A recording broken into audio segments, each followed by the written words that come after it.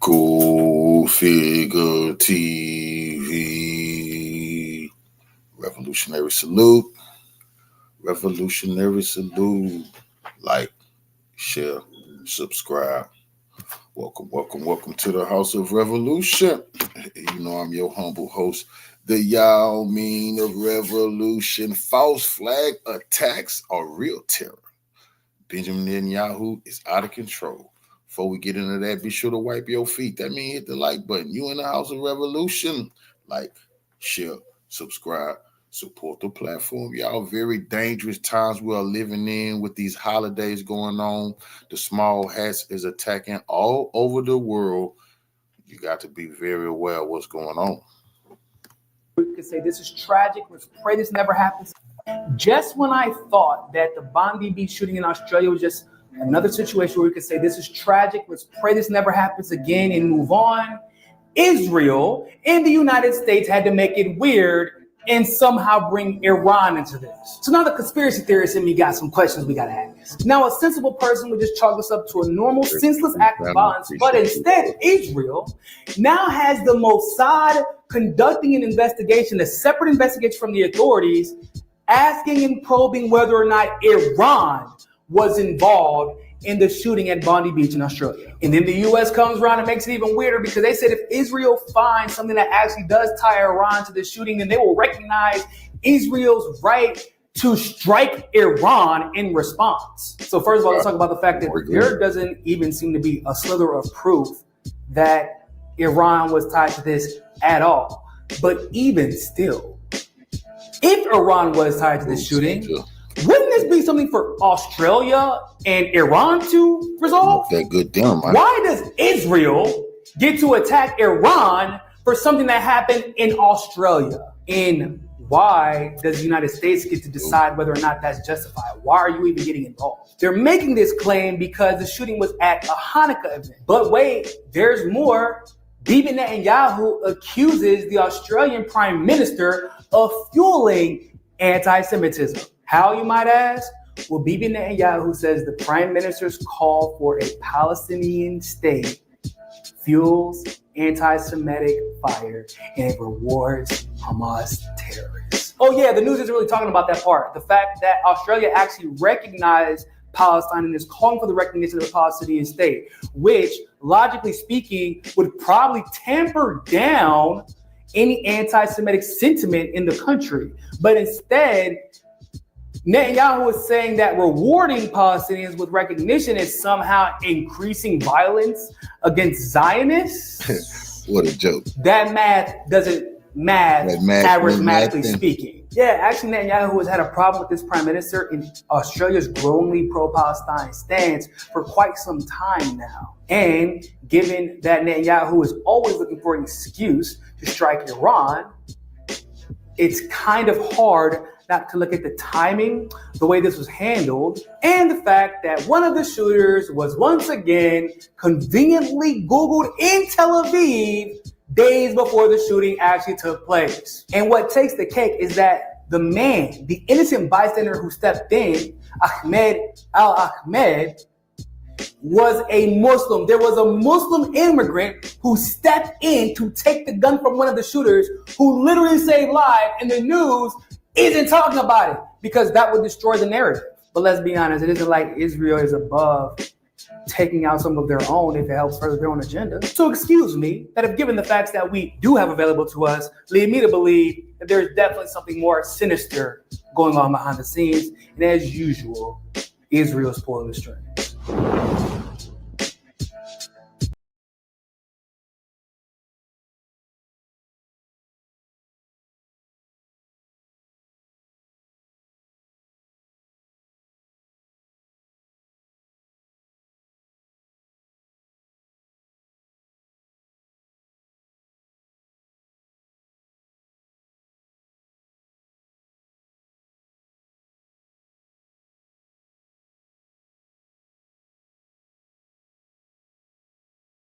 Celebrating Hanukkah at Bondi Beach in Sydney. Australia. At least 12 people are dead and nearly 30 more wounded, including children and police officers. Around 1,000 people were celebrating when two armed attackers opened fire. One gunman was killed at the scene. The second, identified as Naveed Ekram, was disarmed, wounded, arrested, and remains in critical condition. Police are still working to identify the identity of the other shooter who was killed. There are also reports that authorities later discovered what appeared to be explosive devices in a vehicle nearby, suggesting that the attack could have been much worse. Australian officials declared the shooting a terrorist attack targeting the Jewish community, calling it a deliberate act of anti-Semitic violence. Now let's ask some questions. Firstly, how did the shooters get the guns? Australia's gun laws are widely regarded as some of the strictest in the entire world, born from the horror of the 1996 Port Arthur massacre that killed 35 people. In response, the National Firearms Agreement sharply limited ownership of automatic and semi-automatic weapons and instituted tough licensing requirements, mandatory safety training, and buybacks of prohibited firearms. But certain weapons are legally accessible. The suspected weapons in this shooting, like a rifle and shotgun, are legally accessible in Australia to licensed hunters and sport shooters under very strict regulation. So these guns were not military-grade, illegally imported weapons. These were weapons that already exist within Australia's regulated system. Now, the event, of course, is being weaponized to demonize both Muslims and Islam because of the identity of one of the shooters, Naveed Ekram. As usual, Zionists are propagating the message that Islam is somehow responsible for this terror, and that Palestine, as a sort of extension of Islam, is complicit. Zionists are using this propaganda to pressure the Australian Prime Minister to reverse his nation's decision to recognize Palestine. The Zionists also plan to use this opportunity to crack down on pro-Palestine protests and demonstrations. Just this past August, Australia held its largest ever Palestine march with up to 300,000 people attending to advocate for Palestinian human rights and self-determination amidst the genocide in Gaza. A month after this massive demonstration, Australia recognized the state of Palestine. One of the victims from today's shooting, Rabbi Eli Schlangler, had sent the Australian Prime Minister a letter at the time urging him to reverse his decision. Quote, Rabbi Eli Schlangler, a Chabad rabbi and emissary, had recently sent a letter to Australian Prime Minister Anthony Albanese. In the letter, written after Australia recognized a Palestinian state, Schlangler urged Albanese not to betray the Jewish people and called on him to reverse the decision. Today, Rabbi Eli Schlangler was murdered along with 10 others at a Hanukkah event he organized, killed in cold blood for being Jewish in Australia. Now, the Zionists are going to have a really difficult time trying to paint this as an Islamic-inspired act of terrorism. One of the shooters, Naveed Ekram, was disarmed in an act of selfless bravery by this man. Right-wing outlets and accounts began celebrating the man as a hero, with some offering to buy him a beer, and other Zionist accounts claiming that he was a brave Jew. ראינו את הרוע, וראינו גם גבורה יהודית בשיאה. אני ראיתי בדרך הנה סרטון של יהודי שמתנפל על אחד המרצחים, שומט ממנו את הנשק ומציל מי יודע כמה נפשות. It turned out, however, that he was a Syrian-Australian Muslim named Ahmed. He risked his life taking 2 bullets in the arm in order to disarm the shooter. He is now currently recovering in the hospital. We're just learning some details about him because he has been shot. Now, we are confident in saying that that is him. He's one of his relatives has just spoken to one of our reporters. We've got an interview coming in. We understand that this gentleman's name is Ahmed Al-Ahmed. He's a 43-year-old married father of 2. He raced into help. Apparently owns a fruit shop in Sutherland. No experience with guns. He was just walking past. We are told that he has 2 bullets in his arm, but they think he's going to be okay. Let's have a listen to the hero's relatives talking about his acts this evening at Bondi Beach. We see on the social media, he's 100% hero. To his shoulder? Yeah, he have 2 shots, one in his arm here and one in his hand. In a moment defined by fear, this Muslim, Ahmed, acted without hesitation, saving lives before police could even reach the attacker. The Zionists are so desperate to make this about Islam and Muslims, but will struggle to do so given that it was a Muslim who stood in the way of God knows how many more victims. Going back to the rabbi who was shot and killed, it turns out that he was actually an avid supporter of the genocide in Gaza. He even traveled to occupied Palestine and partied with IDF soldiers mere hours before they were ordered to enter Gaza for their ethnic cleansing campaign. He also took a video of himself in the West Bank overlooking an illegal Jewish settlement. A very, very high peak, and from here you can see half the country. Unbelievable place. Can you imagine if this was in the hands of the Arabs? This is right in the heart of the West Bank. This is why this needs to be in the hands of the Jewish people, because of its security, and obviously the obvious because it belongs to us, because it's our land. And in response to a post about the Israeli-engineered famine in Gaza, he simply replied that the evidence was AI. Also present at the shooting was the so-called human rights lawyer Arsen Ostrovsky, who also advocated strongly for the genocide in Gaza for 2 years. He also tried very hard to justify Israel's attacks on the many hospitals in the Gaza Strip. Arsen claimed that a bullet hit him in the head and caused him to bleed. He immediately dropped to the ground and took a selfie, wrote the captions, "Help me," and then uploaded it to social media. Kind of a strange thing to do mid-shooting. Now, as we discussed earlier, this event is being weaponized and politicized for political gain. Israel's prime minister publicly accused Australia's leadership of fostering a climate of hatred. Sent Prime Minister Albanese of Australia a letter in which I gave him warning that the Australian government's policy was promoting and encouraging anti-Semitism in Australia. I wrote, "Your call for a Palestinian state pours full fuel on the anti-Semitic fire. It rewards Hamas terrorism. It emboldens those who menace Australian Jews and encourages the Jew hatred now stalking your streets." This is obviously absurd, but you can expect the Zionists to continue driving this point home in order to achieve their goals. Dr. Rahma wrote on X, translation, "We warned you not to recognize Palestine, so now you must protect us from anti-Semitism or you too will need protecting. Your punishment is to restrict your nation's civil liberties and be treated like an occupied territory, silenced, monitored, and policed." Another user tweeted, "A guest on Sky News speaking about the Bondi Beach attack draws a reckless and false parallel, suggesting pro-Palestine rallies and chants like 'from the river to the sea' are clear calls to kill Jews worldwide." The presenter does not push back. This is disgusting. I have to call it what it is. Pro-Palestinian rallies, when they hear "death to Jews, gas the Jews," and "from the river to the sea," which is a clear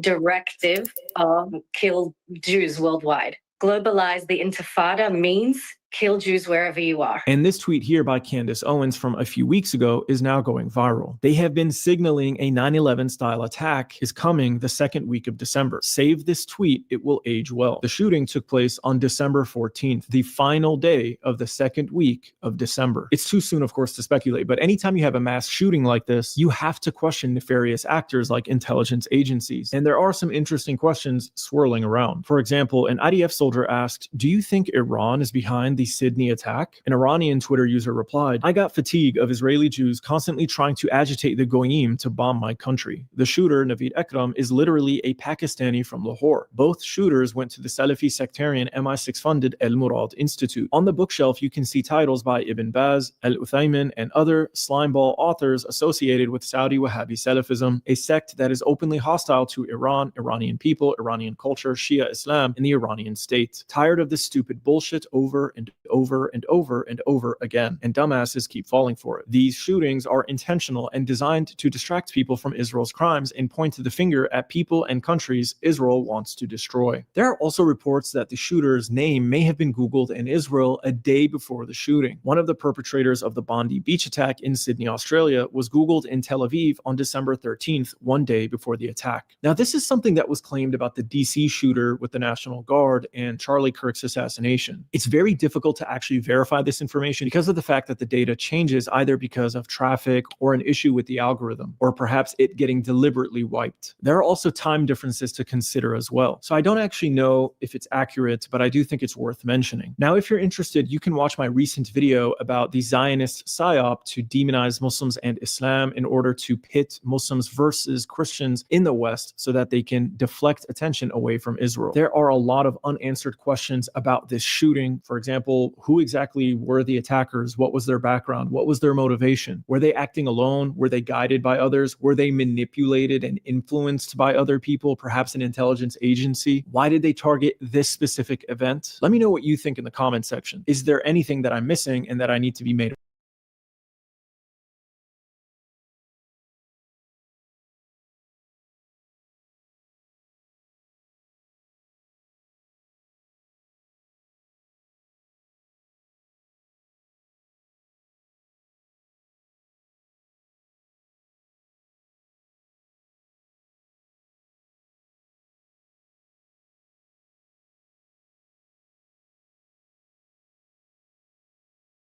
strategy of tension plan unfolding right before our eyes. Two potential false flag attacks over the weekend, one on Bondi Beach in Australia, killing 16 people. It was 15, now it's been updated to 16. One in Rhode Island at Brown University, where 2 students were killed, both reportedly targeting Jews specifically. And now Israel's intelligence service Mossad is now on the scene in Sydney, Australia, as part of this investigation. Why? Well, Colonel Roxanne Towner-Watkins posted this a short time ago. Now you know why Mossad is on the scene. It's to deploy a narrative that exactly corresponds to the worldwide deployment of anti-Semitic teams to control anti-Semitism. You require attacks to justify the deployment. Expect more. And we are. And Colonel Towner-Watkins joins us here on the show. It seems like maybe Candace Owens was right on this. A few weeks ago, she said, put a pin in this tweet, that there are seemingly a number of false flag attacks scheduled for like the second week of December. So it seems like everything is going according to plan. Colonel, great to see you. Great to see you too. Thanks for having me on. So is this part of a broader strategy, or is this simply 2 individuals, a father-son team, who just happen to want to take out a Hanukkah celebration? So obviously, over the years that I've been studying these false flags, I have some indicators. And the first thing Natalie's already pointed out, the initial narratives make no sense. If you actually dig into them, not just listen to them and accept them as gospel. The Australia recognizing Palestine as a state would engender Arabs to Australia. And Right. yet, exactly. There's over 145 countries that have recognized Palestine as a state. And there is literally no correlation to having done that and having terror attacks. So the comment by Bibi Netanyahu is completely out of context, but it fits into a narrative to justify the slaughter of these people. Obviously, you also pointed out the fact that they are directly connected to ISIS. And for people who don't follow my work, ISIS was originally, as well as Al-Qaeda, set up by the CIA. Right. And notice that ISIS never attacks Israel at all. But isn't that weird? Right. And when you look and when you see the training, you see the firing of the gun in any of the videos of the individual, the son specifically firing the weapons. People have timed his long rifle shots to, I think, here it is, like 5 shots in like 4 seconds, or 4 shots in 5 seconds, like a remarkable. And a lot of eagle-eyed members of the military said this guy clearly had training. So interestingly enough, we can jump to that. Do you know where he was 2 weeks ago? No. No. The Philippines. Now, weirdly enough, the Philippines comes up in, I would say, somewhere between 40 and 50% of events that I've looked into in weird ways. And I'm not saying that they're consistently, and they all point to one thing, but the CIA used the Philippines for terrorist training camps during Vietnam. They have been known to fly people in there for training. So there's, you can just look in your own free time. There's a huge correlation. The Las Vegas shooting, the woman of the shooter from the Philippines. Several of the members of the Oklahoma bombing, Nichols being one of them, had went numerous times to the Philippines. There's a weird, and I don't know what it is. I do know I verified their CIA terrorist training camps there. I don't know what all of the correlations are, but that is one of the telltale signs that come up in my research, is a connection to the Philippines. And I also posted earlier, of course he visited the Philippines. We have 9 strategic military bases in the Philippines. The U.S. has 9 strategic military bases in the Philippines, which is interesting. Right.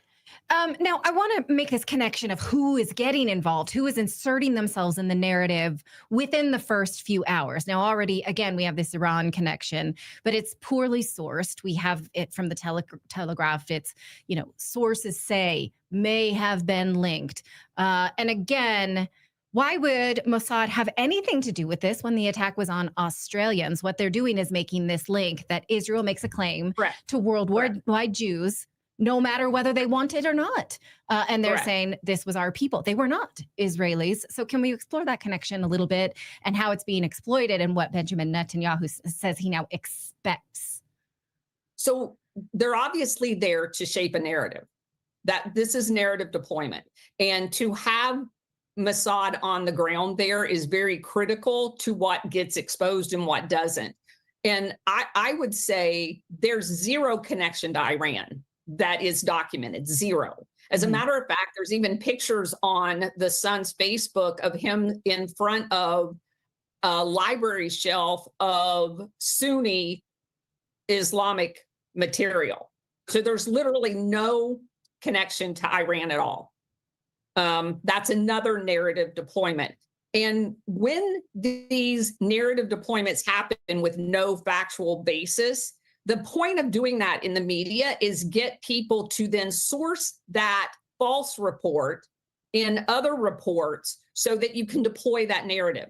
There has to be somebody to report it, and sources say that sources means the intelligence told them to write this article so that we can then source that article in all of the rest of the articles to deploy the narrative. Makes sense. You know, also, well, there's so many things I want to unpack with you here. The police presence here, if you look, eyewitnesses said the police showed up and they stood down for about 20 minutes. They allowed the shooter to continue, even though there's a police station right next to Bondi Beach. So there was tons of police there, but they stood around essentially and watching this for about 20 minutes and did nothing. We're hearing a lot of like these stand down orders in the past few years. What do you... Sounds like October 7th, doesn't it? Yes. At least it wasn't 7 hours of standing down, but 20 minutes is enough for a lot of innocent people on the beach to be shot and killed. But you have those in school shootings as well. Where like Uvalde, where everybody just kind of stands around and lets the massacre happen. And then, okay, we'll move in. To me, that's a clear indication that there's planning ahead of time. There, in one of the videos, they even show a cop guy going by that bridge while the shooter's actively shooting. So what's going on down there? You watch that full 10 minutes video, you can see him just go right by the bridge. Yeah. As he's just picking people off on that bridge area. Yes. So go ahead. No, it's just remarkable to me. And it's amazing what you point out about Iran. Almost immediately, Benjamin Netanyahu says Iran. And all of this coincides with what has unfolded at Brown University, targeting Jews there, reportedly. And then also, I found this very curious. We suddenly have this announcement about the New Year's Day or the New Year's Eve bombing in New Orleans. Do I have that correct? I think so. And they make the announcement that they were pro-Palestinian individuals who carried this out. So it took 1 year, almost a year, to get this, but it all comes out almost on the exact same day. Just seems odd. Very narrative driven. What would you say? That's what I look for. I'm sorry. Go ahead. Well, what would you say to someone who says, oh, no, Israel needs to get involved because of the Five Eyes Agreement and because Israel's the only one who is going to speak out on and protect Jews? And I say, oh, well, that's interesting because October 7th, not to mention the attacks from the Zionists in the 40s on global Jews. So what would you say to that? Like, oh, no, they are going to do right by global Jews. They need to be the ones in charge here. Well, history doesn't bear that out, obviously. I'll give you an example. The recent today, multiple tweets or post on X of Laura Loomer and her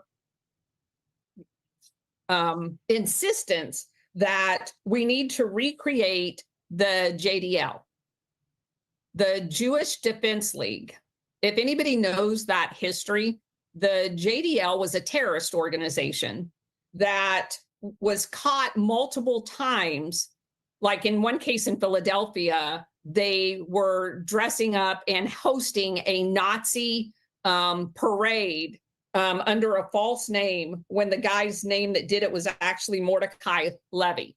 And so they deploy these narratives, and there's way too many to name in just a news segment, but there's multiple occurrences where and I said to Clay, think about that when you hear about the white supremacists that's walking around Tennessee pretending like they neo-Nazis. That's the Jews too.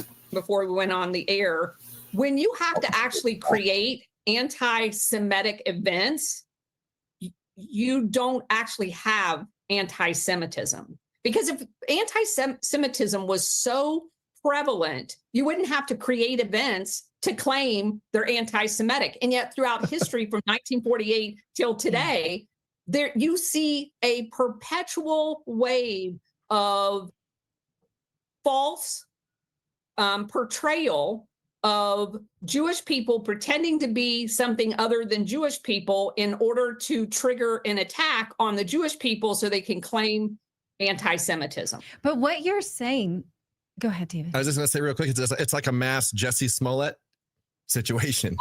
Yes. If you've been seriously injured, your case could be worth millions, and you should know exactly what your rights are. That's why I want to tell you about Morgan & Morgan. But this means, if it's correct, and I believe you, that Jewish people are at risk from the Jewish state, that they are constant bait. So obviously everybody knows there's a difference between Zionist and Jewish people. Yes.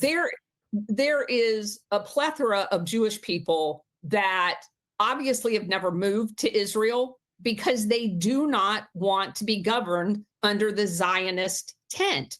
And they're very vocal. You just don't ever hear them on national news because no one wants to show the other side of that. It's just like when you go overseas and all you hear as an American when you're stationed overseas is things that are put out by the primary channels and the New York Times and the Washington Post.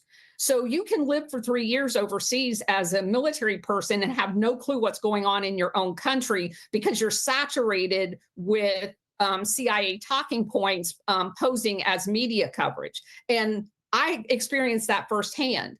And that's the case with people that live inside of Israel and the Jewish people that live outside of Israel. You know, Max Blumenthal, friend of the show, great journalist from the Gray Zone. He's Jewish, by the way. I guess they call him a self-loathing Jew because he tells the facts. But nevertheless, he reported back in February of this year about these paid actors that the Israeli government was investigating for carrying out quote unquote anti-Semitic attacks or threats against Jewish institutions and other things like that. And you rightly pointed out to me that this goes back many, many years where bomb threats being carried out against the Australian government. But where were those bomb threats coming from, Colonel? Israel. And they arrested yes, they arrested the person doing it and then wouldn't share the identity of the person that they arrested. And that same individual, once the identity was leaked, was making hundreds of bomb threats to Jewish entities in the United States at the same time. And he was an Israeli young person. He was like 20 years old or something like that, making bomb threats. So there's a pretty big history here in Australia of these anti-Semitic attacks coming from quote unquote paid actors. Like, who are these paid actors in your experience studying and reporting on Operation Gladio and these like terrorist stay behind armies? It's all theater, but who are these people? They function in normal language. They function as intelligence assets as opposed to agents. And so the CIA is notorious for having assets perform functions that they can then blame on the people that they want. And the best example, and probably the most notorious that everybody remembers, is Barry Seal flying the drugs into the United States and rolling the bell of cocaine out on the tarmac and taking a quick picture of it, putting it back on and taking off, and then blaming the Nicaraguan government for being the drug traffickers. So these people that they use as assets as opposed to paid agents on their payroll perform all of these functions. So they had, like in Gladio in Italy, they literally had infiltrated a workers' union that had set itself up as the Red Brigade, as quote unquote communists. And then this brigade, the actual Gladio operators, dressed like they did with their little communist armbands and perpetrated bomb explosions in train stations and in banks, killing a lot of people. And the government kept blaming it on the Red Brigade when in fact it was their Gladio operators the entire time. This is a known tactic that governments use to ensure their people seek the government for safety as opposed to being independent themselves. So, I can see that this looks very formulaic as somebody who studies the media representation of events that usually end up to be a lie. But I'm always like, maybe it's because I see everything like this that it looks like that. So is there any possibility, like let's sort of say, is there anything in the media reports that we can say, maybe? Is there anything that we're not seeing because we are so matrix minded? Yeah. Can we pretend that Natalie's just a random Fox News viewer at the moment, or a random CNN viewer, and just engulfing this media narrative? So from my perspective, I'm probably as jaded as Natalie is at this point when it comes to the media, only because I have done the research and know that a large percentage of the media are assets on behalf of intelligence agencies. And it's been documented, it was in congressional testimonies in the 1970s, that all of the major networks, ABC at one point was basically owned by a front of the CIA, the Washington Post, the New York Times, they have people that function as a reporter and be fed approved articles, and all they do is slap their name on it. As a matter of fact, the guy that exposed it in Europe, whose name I don't remember, in Germany, they assassinated him. He wrote a book about it. This is just a known tactic. So I don't use mainstream media for any of my research at all. I do. I'll go back, like I was just doing. I'm reading a book now about the mafia and the savings and loan debacle. I'll go back and read what the New York Times and Washington Post was saying, as opposed to what the Houston, I think it was the Tribune, that had the editor that was breaking all of the mafia and CIA connections to the savings and loan failure. And they're night and day. One guy's actually on the ground writing, and not a single other mainstream media. It was not on news anywhere on mainstream television. And he's breaking story after story of the connections of the mafia and the CIA to the savings and loan debacle. And you would not even know it existed until about 10 years later. Well, it's like the incredible work of Bob Woodward and Carl Bernstein. Bob Woodward, CIA asset, who just magically managed to get all of this information about Nixon. It's remarkable how this works. Yes, trusting the mainstream media. You're referencing, of course, Operation Mockingbird, which is alive and well today. They're just now on the payroll, and they're just on television. Just put Mike Pompeo on TV and give us the CIA narrative rather than hiding them in newsrooms. Or Brennan. Yeah, or James Clapper, John Brennan, all of these clowns that are now on TV and making money. Any final thoughts on this, Colonel? I mean, we're watching this unfold. What do you expect? How do the narratives of like these false flags usually play out over the next few days, in your experience? Well, what I'm watching is something brand new happen. In the past, they could get away with these narratives for 30 years. They can't do that anymore. You have people in real time breaking down the video. And that's why I honestly think Mossad was deployed to Australia, is to try to limit the amount of exposure and damage to the official narrative. It's amazing to me that all of this information, you mentioned Max Blumenthal, God bless him, because he's one of the, I don't share all of his opinions, but his investigative reporting is second to none. The real-time sourcing of information outside of the control doesn't allow them to perpetuate these narratives for very long at all. And that's very good for all of us, because they have to keep correcting the narrative. And the more they do that, the more exposed they are. So I don't believe that the official narrative that's been deployed thus far is going to be very effective.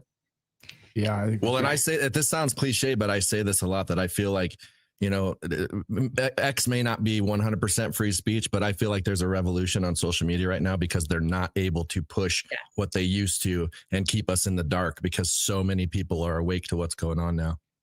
Yeah. And I think that this response makes people extremely hostile, and we forget that there are real victims here, that we're victimized by some kind of extremism, and then we sort of see them only as groups and not as people. And that's what's breaking my heart here, is that this tragedy didn't need these groupings, this intelligence, perversion, all of the, it's sad enough on its own without these platitudes. And it makes all of us less human for seeing it that way. And I hate that in myself, in all of us.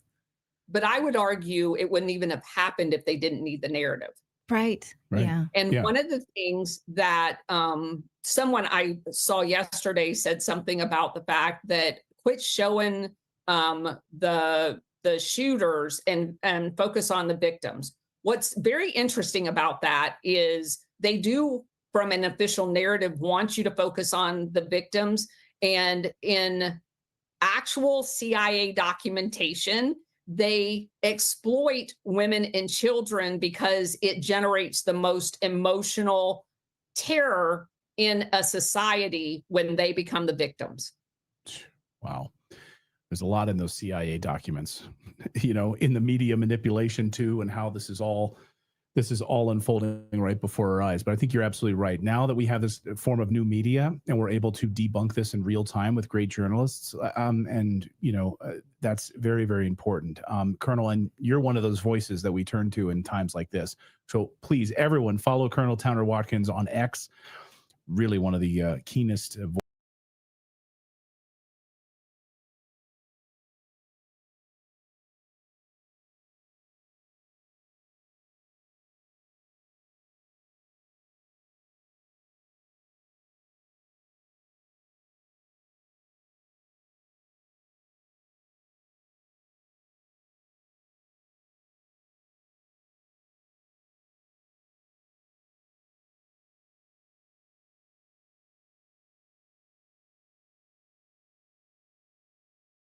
supporting his genocide in Gaza. In other words, we told you so. Okay, got it, but not so fast. Last February, our friend of the show, Max Blumenthal at the Gray Zone, reported on an investigation that was already happening in Australia with paid actors carrying out anti-Semitic events, maybe the very same type of anti-Semitic events that Netanyahu was just referencing. Watch. There's a fascinating investigation taking place in Australia, and I think it will soon turn into some kind of cover-up. I tweeted about this a few days ago. Australian police are investigating whether, quote, overseas actors or individuals are paying local criminals to carry out anti-Semitic crimes in the country. Prime Minister Anthony Albanese says anti-Semitic attacks are being, this is his words, perpetrated by people who don't have a particular issue, aren't motivated by an ideology, but are paid actors. He added, quote, it's unclear who or where the payments are coming from. Paid actors. Who could be paying these people? Jamie McIntyre is the chief editor of the Australian National Review, and he was out there debunking this almost immediately, a voice that we wanted to have here on the show. Jamie, welcome to the show. Great to see you. Pleasure, Clayton. Real pleasure to have you. Go ahead. Sorry.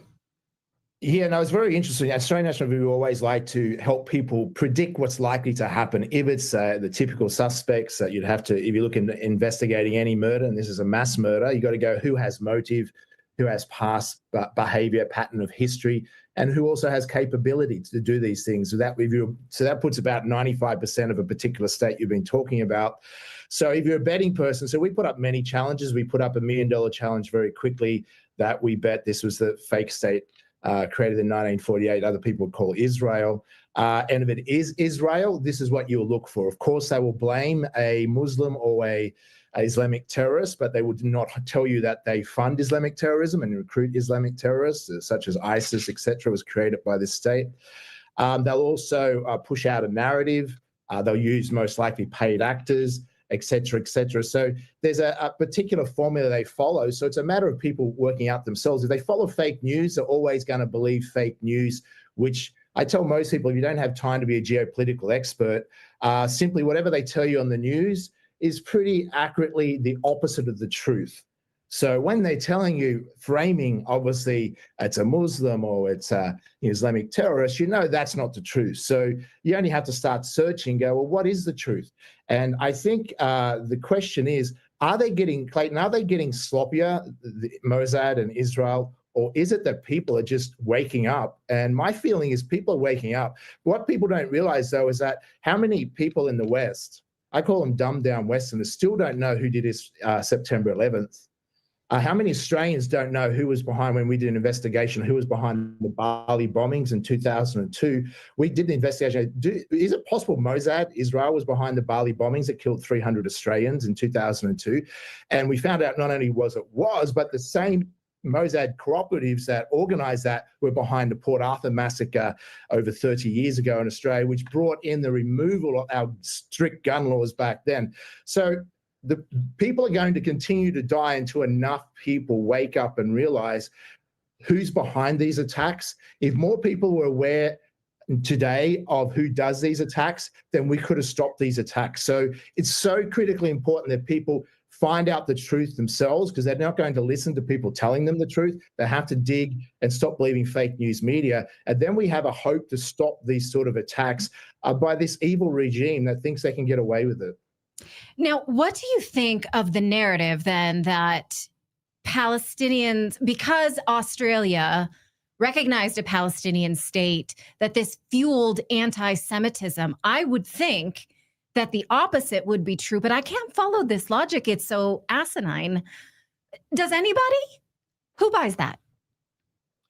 Well, I think now, because the growth of independent media and also citizen journalism, I think that's what's really changed. Everyone wants to be a Nancy Drew or a detective, and I think independent citizen journalists are out there in real time looking for evidence of going, well, this official story doesn't add up, and they can debunk it very quickly. So I think those who got used to get away with doing these sort of things were used to the newspapers and like TV news stations where they could control the news cycle. But now it's instant news coming up minute by minute. So millions of citizen journalists around the world, and then you've got independent journalists that are speaking out. I mean, even Tucker Carlson's said that Netanyahu is the greatest threat to Western civilization.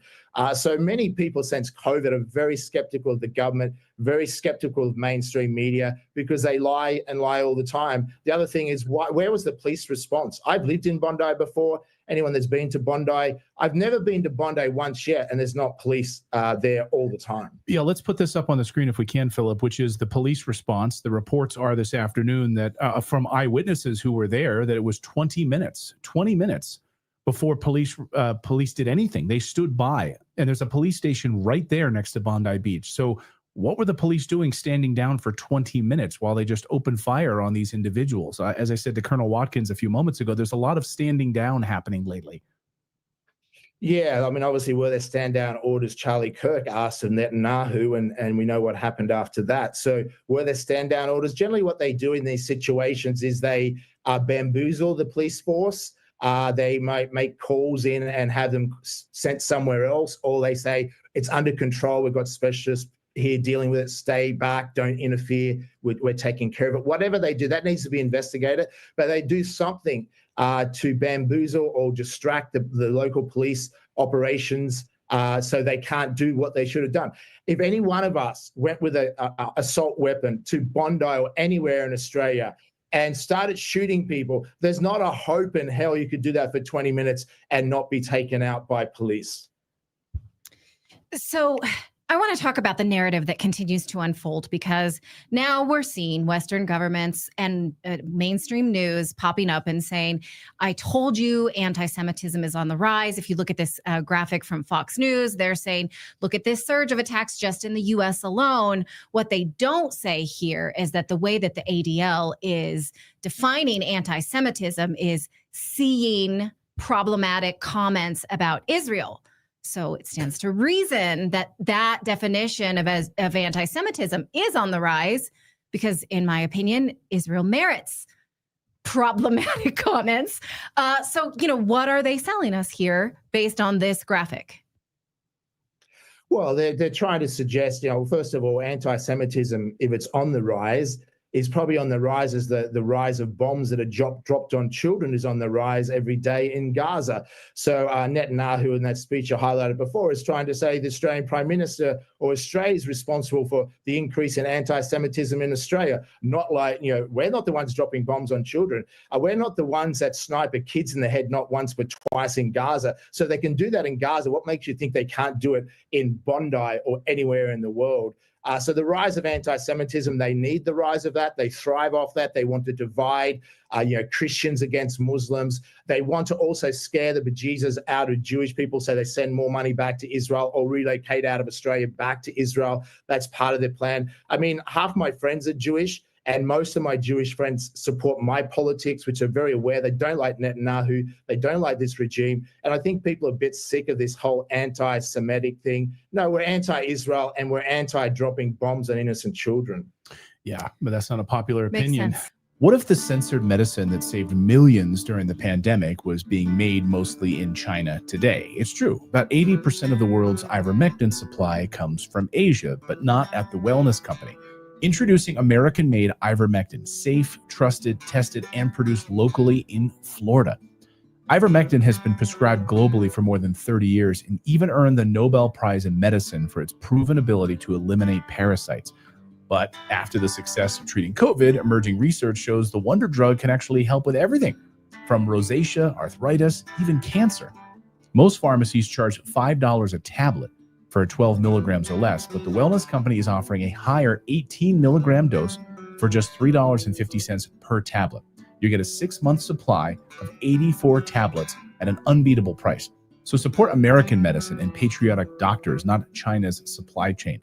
Get your US-made ivermectin today at twc.health/redacted. Use the code redacted to save $30 off plus free shipping.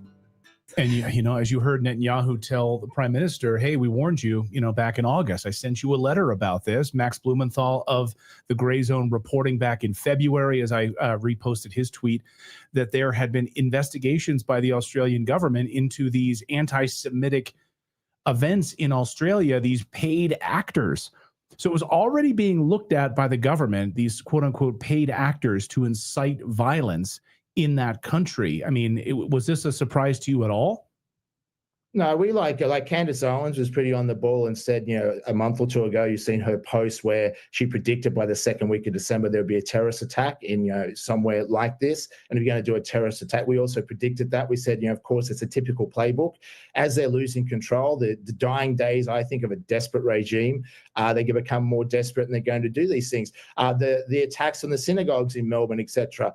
It was found out, if you study that the attacks on Jewish synagogues around the world mostly have been found out to be either by Jewish people or paid actors from the state of Israel. So the fake caravan plot they had to rush in anti-Semitism laws in Australia, where you can't criticize Israel, that was done off what was a completely fake one. So at least they didn't kill any people that time, but now they realize they need to up the ante, and killing innocent Australians, whether they're Jewish, Muslim, or Christians, doesn't seem to bother these people.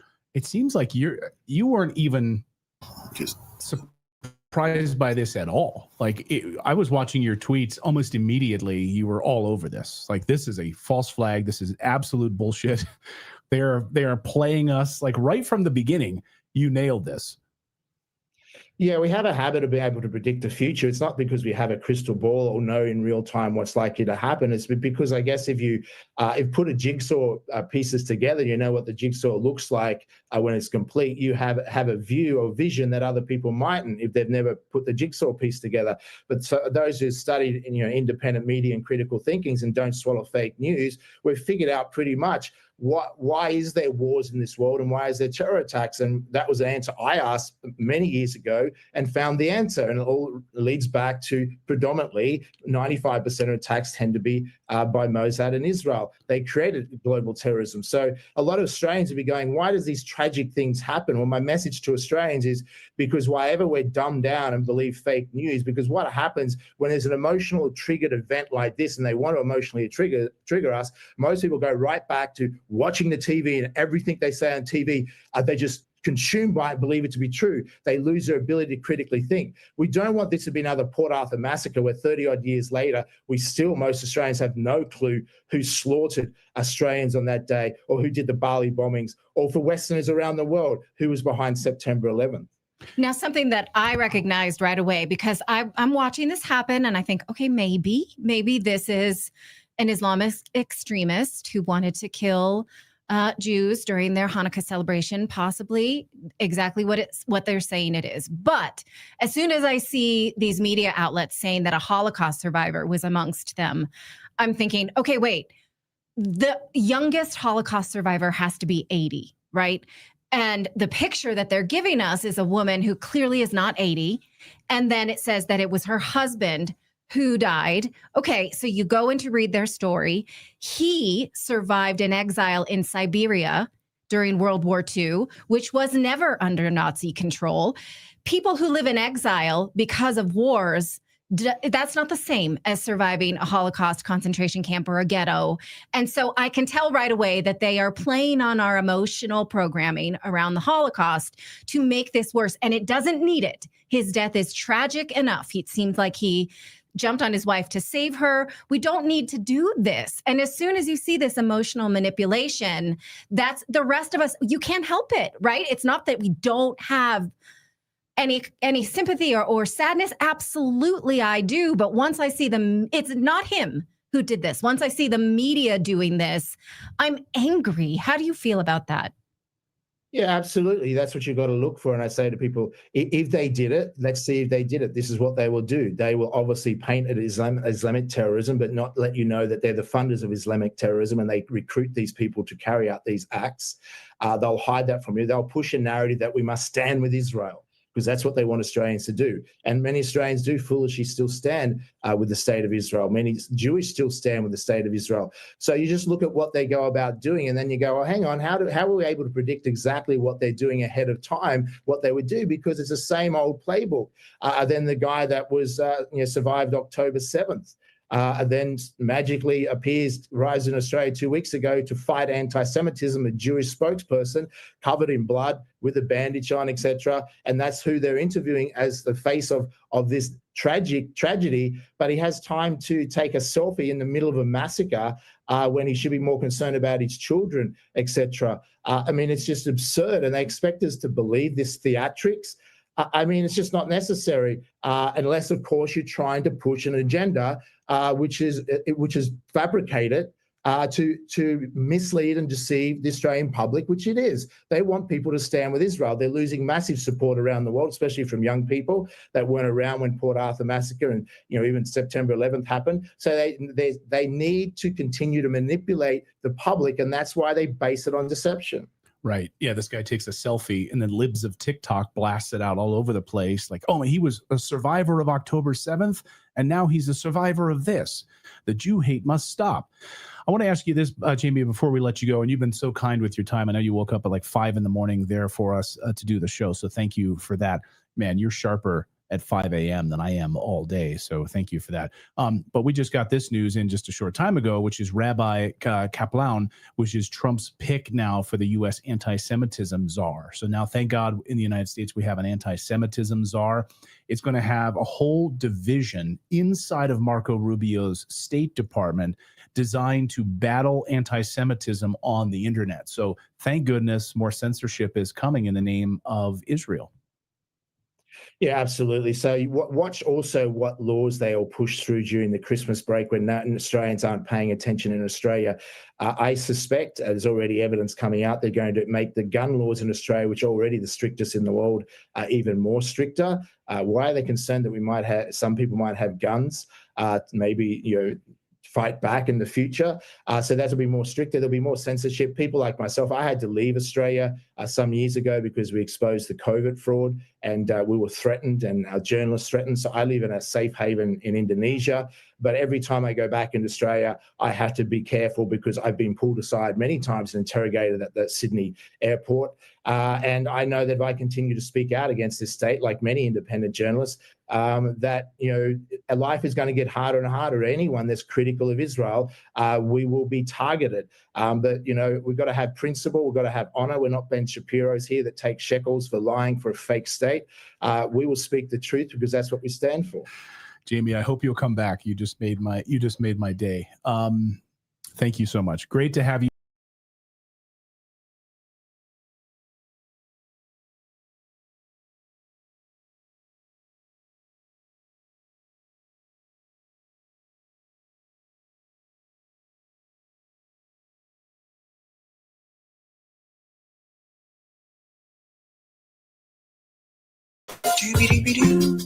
Over the weekend, it was reported that ISIS attacked 3 American soldiers in Syria.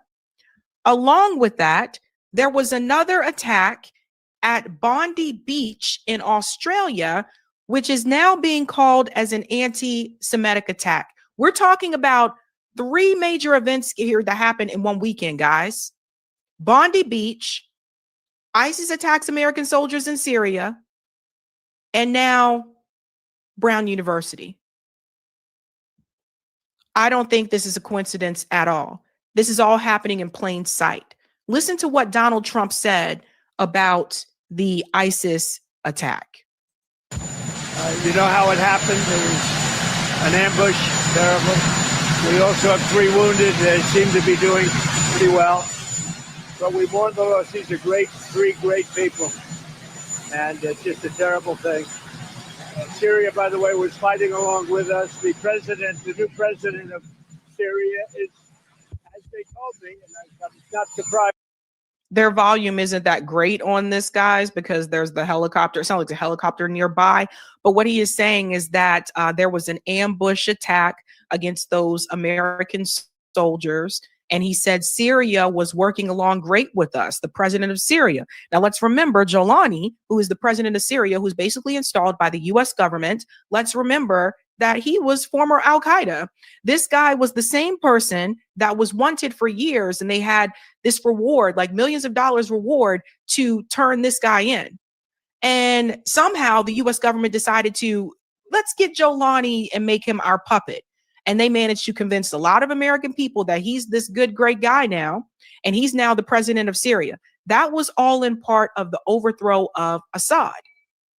So now we see in Syria, Israel has made their way in. They're taking over parts of Syria as they plan to do so anyway. But now with a Western puppet installed, they kind of have free reign. And now you have people also, once again, being killed in Syria because Israel is just going and wreaking havoc. So there's that. Now you have this report that ISIS went rogue and attacked and ambushed these 3 American soldiers. We've caused so much chaos in the Middle East, and people are surprised that this could even be a thing. And we don't even know if this is all true. But all of these things that are happening aren't happening out of a vacuum, in my opinion. Let's continue here. He's devastated by what happened. This was an ISIS attack on us and Syria.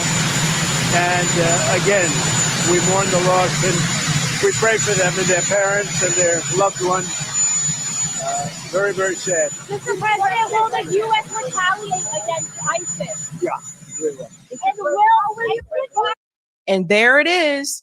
They asked him, will the U.S. retaliate against ISIS? He said, yeah, we will. So there goes more war. Interesting how that just happens to happen. Just out of nowhere. You haven't really been hearing about ISIS in quite some time. Quite some time. Now, all of a sudden, out of nowhere, they're back in the news. And he's like, yeah, we're going to have to go retaliate against them, which means more conflict in the Middle East. We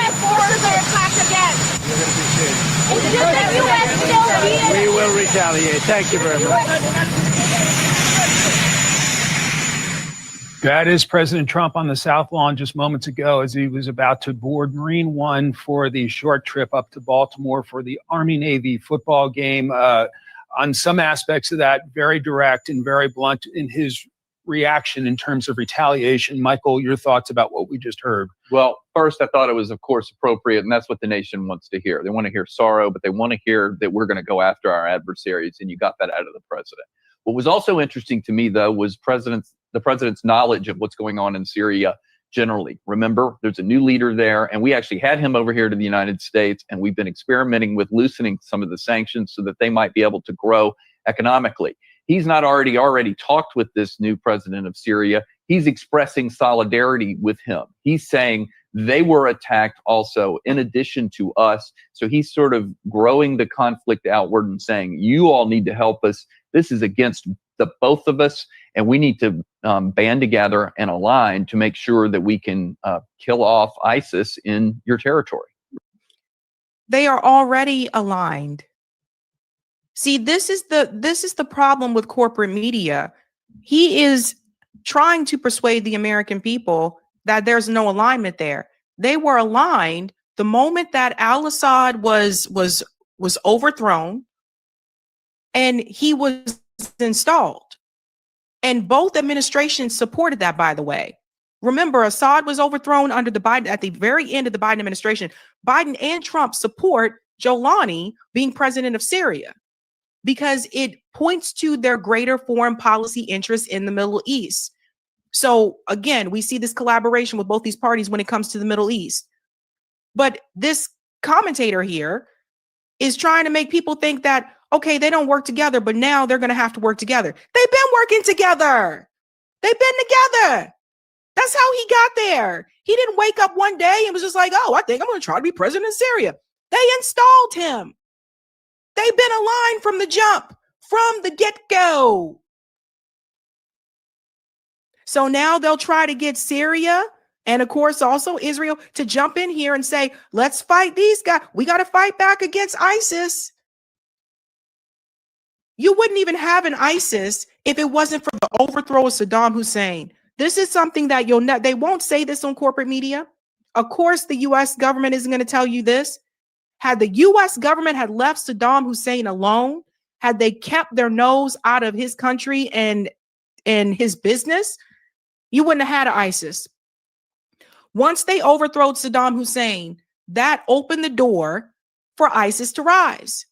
This is the thing about overthrowing these leaders in other countries. While you may or may not like them, it's really none of your damn business.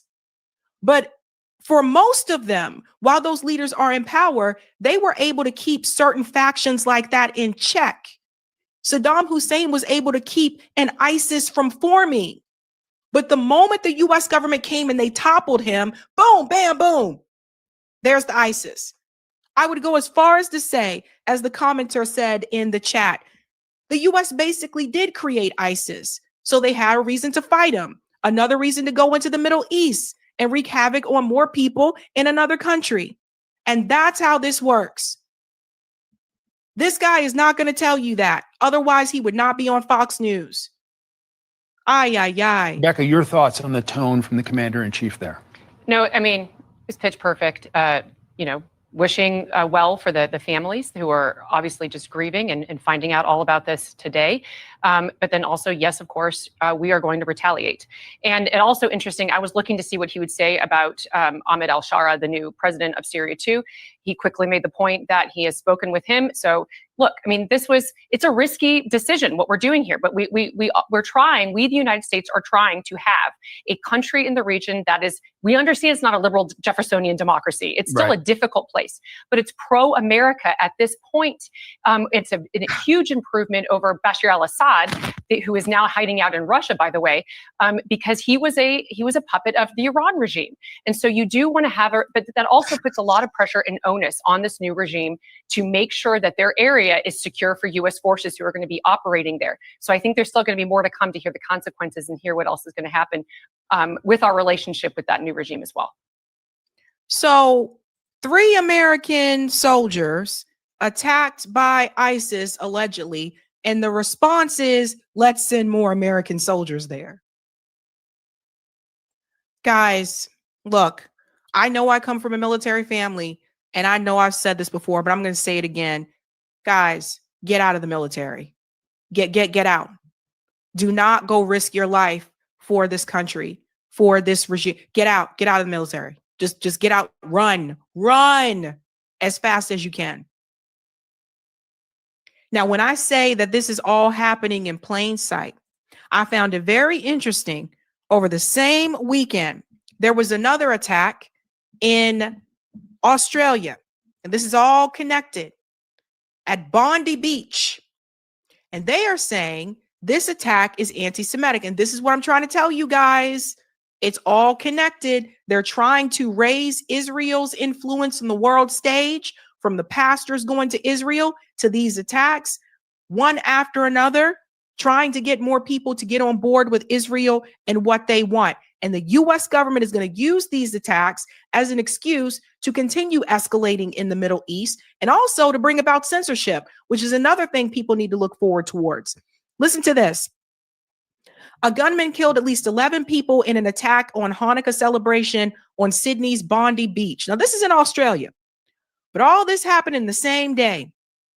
2 gunmen attacked a Hanukkah celebration on Sydney's Bondi Beach on Sunday, killing at least 11 people in what the Australian Prime Minister Anthony Albanese called an act of anti-Semitic terrorism that struck at the heart of the nation. The massacre at one of Australia's most popular beaches followed a wave of anti-Semitic attacks that have roiled the country over the past year. See where this is going, folks? One gunman was fatally shot by the police, and the second was arrested and in critical condition, authorities said. Police said one gunman was known to security services, but there was no specific threat. At least 29 people were confirmed wounded, including 2 police officers. So here comes the narrative, guys. Here it comes. This gentleman here at Bondi Beach, I believe he is Israeli. Listen to what he says after the attack. We can kill the Jews. That's the Jews. Our government did nothing. Before, Israel did anything. For 3 weeks, Israel didn't do anything. And here, there were marches and celebrations, the Jews and Israelis, because not only Jews, all the Israelis were Bedouins killed, Arabs killed, foreign workers killed, German people were killed, like Argentina, everywhere. They were killed. And what did Australia do? Our government, Albanese and Netanyahu, give $25 million to Gaza. Why? To make Hamas stronger and to show people locally that it's okay to kill people. That's why we have it here. We're just celebrating. It's a celebration. So does everybody see what is happening here? So here it comes, folks. Look at all these attacks that are happening. And again, this is Australia of all places. So here we go again. Like I said, I do not believe it is a coincidence that you had these 3 attacks in one weekend, back to back to back. And by the way, Australia supported Israel. Australia supported Israel and continued to support Israel. Ay. If we were celebrating, kids were getting some food. for a lot of activities like face painting, bubbles, rock climbing. So kids being kids, there are a lot of kids, different age, from under 1 year old to like 15, 16, a lot of kids. There's the shootings that happening. Not only kids, adult, elderly people came here to see. It's a kids' party. Notice he keeps saying it was the kids, it's a kids' party, lots of kids. There are a lot of kids in Gaza too. So again, look at who is prioritized. Now all of a sudden you care about the kids because they're Israeli, because they're like you. They're not the Gaza kids. So does everybody see? So they're doing this thing now where it's like, oh, people sympathize with the kids in Gaza. So maybe, you know, we can make this important to people know that this was a kids' party. This was a kids' event. And look at how these kids were hurt. But you not care about those Gaza kids. Hanukkah is primarily for kids. This person who went there, he knew what he was doing. And can you talk to me about like the moments of the shooting? So when did you realize? Like, explain. When I realized when I saw a dead person. When other people start seeing a dead person, when everybody realized it's not a joke. This is like 7th of October. This is like Nova Festival in Israel. This is exactly how it is. That's what people on the Nova Festival, young people came to have fun. That's what they have experienced. Exactly the same. The terrorists came and killed them. Then how people in Australia? I'm talking to all the people. You're ABC. I'm talking to all the people in Australia. You have to stand with Israel. You have to stand with Israel because in Israel we have exactly the same values as in Australia. They value life. Those people value death. And there it is. See, look what's happening. So you got to stand with Israel because this happened. That's the narrative, ladies and gentlemen. So you see what he's saying? He said this is like October 7th all over again. Those numbers don't even compare. And it definitely doesn't compare to the number of people that have been killed in Gaza in no way, shape, or form. But again, because it's Israel, because he's Israeli, because it's Israelis, you should prioritize and feel more pity. This is where we're at now, folks, ladies and gentlemen. I told you I had a feeling something like this would happen. Now, I will give kudos to this woman who shut this down immediately. Australian woman completely shut down a Zionist journalist. Listen to this also about the Bondi Beach attack. The horror of anti-Semitism has been unleashed in Australia and it hasn't been properly dealt with by authorities. And this is where we are now. You know, I don't want to blame anyone tonight other than the people that perpetrated this horror on our community. No one else is to blame. And I don't want to get into that tonight because we have a community that is in shock, that is grieving. You know, I'm in shock. And yeah. So kudos to that woman for not falling for the BS, because that's what she was trying to do. She's like, don't you see this increase in this wave of anti-Semitism that is happening? Don't you see this? And so who jumped in to try to save the day? Well, according to Randy Fine, he is pretending as though the person who did that was apparently Israeli. Listen to this. The religion of peace strikes again. How many Muslim attacks do there have to be until we say enough? Angry and brokenhearted for those kids, for those killed for simply praying. But what Randy Fine doesn't tell you, and this is intentional from my opinion, how many Muslim attacks do there have to be until the religion of peace strikes again? Guess who stepped in and put this here to save the day? This is the hero who stopped Bondi Beach shooter. An update on Ahmed from his cousin. Ahmed Al-Ahmed stopped one of the shooters at Bondi Beach. This guy is now seen as a hero. He is Muslim. But Randy Fine doesn't want you to know this. So I'll let you hear what his brother has said. So here's the guy here. He's a hero. And still he's in the hospital and we don't know exactly what's going inside. But they said the doctor, he's very okay. And next 2 hours, they let us to go in and see Ahmed because he's still inside and he do the operation. But we hope he will be fine. He's a hero, 100% he's a hero, because we see on the social media, he's like is 100% hero. To his shoulder? Yeah, he have 2 shots, one in his arm here and one in his hand. And have you been able to talk to him today? No, because I come when I see what's happening, and I come here to see him, but they said he's not allowed to go inside because he has to make an operation, whatever. I'm still waiting to see him. So what people like Randy Fine are not telling you is that the guy who jumped in to save the day is Muslim. He jumped in to save the Israeli people. But Randy Fine won't tell you that. And this is why they want to get a hold of social media. This is why the US government, they want to crack down on social media because they don't want you to hear what I just showed you.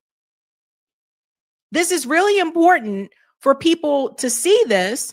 And on top of that, Benjamin Netanyahu comes onto the stage and parrots this lie, not telling you who actually stepped in to save the people. This is all coordinated. Listen to this. ראינו את הרוע בשפלותו, וראינו גם גבורה יהודית. We have seen evil at its worst, and we have also seen Jewish heroism at its best. בשיאה. אני ראיתי בדרך הנה סרטון I saw on the way here a video of של יהודי שמתנפל על אחד המרצחים. He said he saw a video on the way over to this event that he's at of a Jewish person pouncing on one of the murderers. That is not true. The person who did that was Muslim. And here he is spreading this narrative. So people like him, Randy Fine, they get out in front of it and tell people, look, it was one of us who came forward to save our people, when the reality is it was a Muslim man who jumped in to help protect you. And they don't want you to know that. They don't want to hear it because it ruins their entire narrative. It ruins their entire game plan. I would not be surprised if there weren't a couple of agents at that damn beach. Would not be surprised. So it's just lie after lie after lie. And that's why they want to crack down on social media. That's why they want to come forward with these things. So guys, we have got to keep our eye on the ball. We got to pay attention to what is happening. Again, it's happening in plain sight. They're not even trying to hide it anymore. They're not even clever with this anymore. Do they really believe a number of Americans just sitting back here like, oh, wow, all these 3 attacks just happened back to back to back in one weekend? Oh, no, we're under attack. No, most of us have a brain. It's getting crazy out here, folks. Buckle up.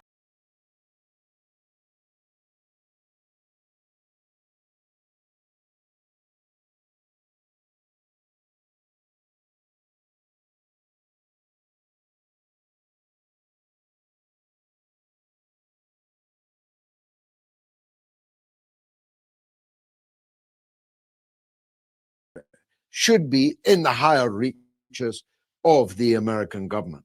He is an intellectual of the very first rank.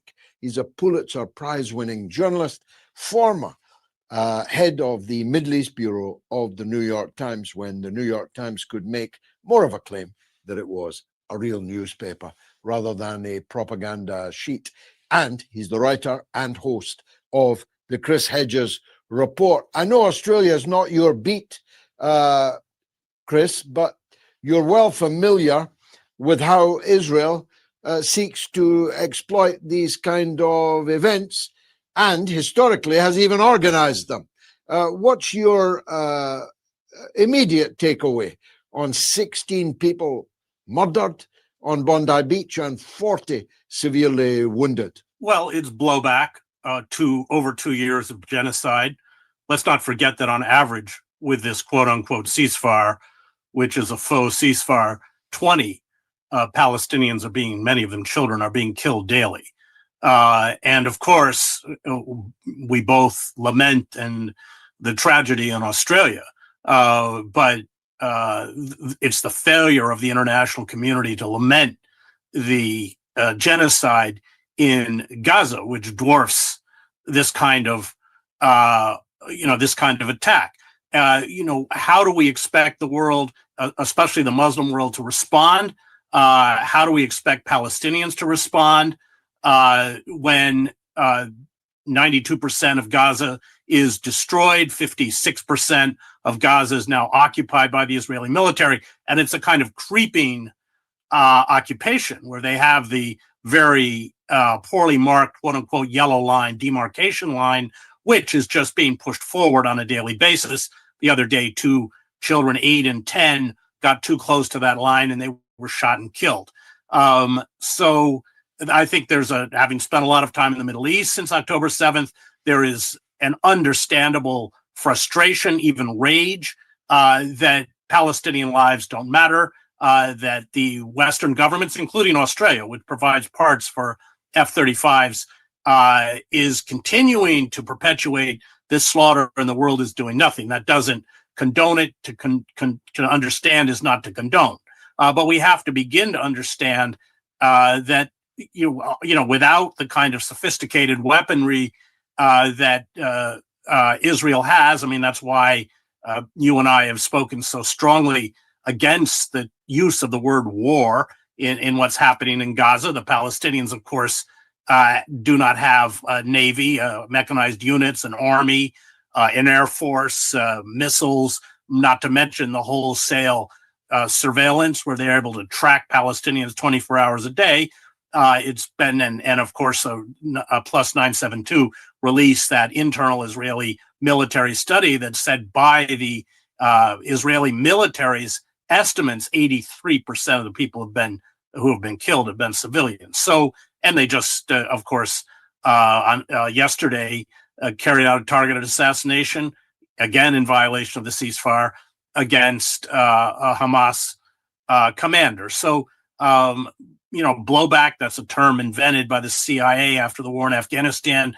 That's what we're seeing. And I think, as you point out, you can never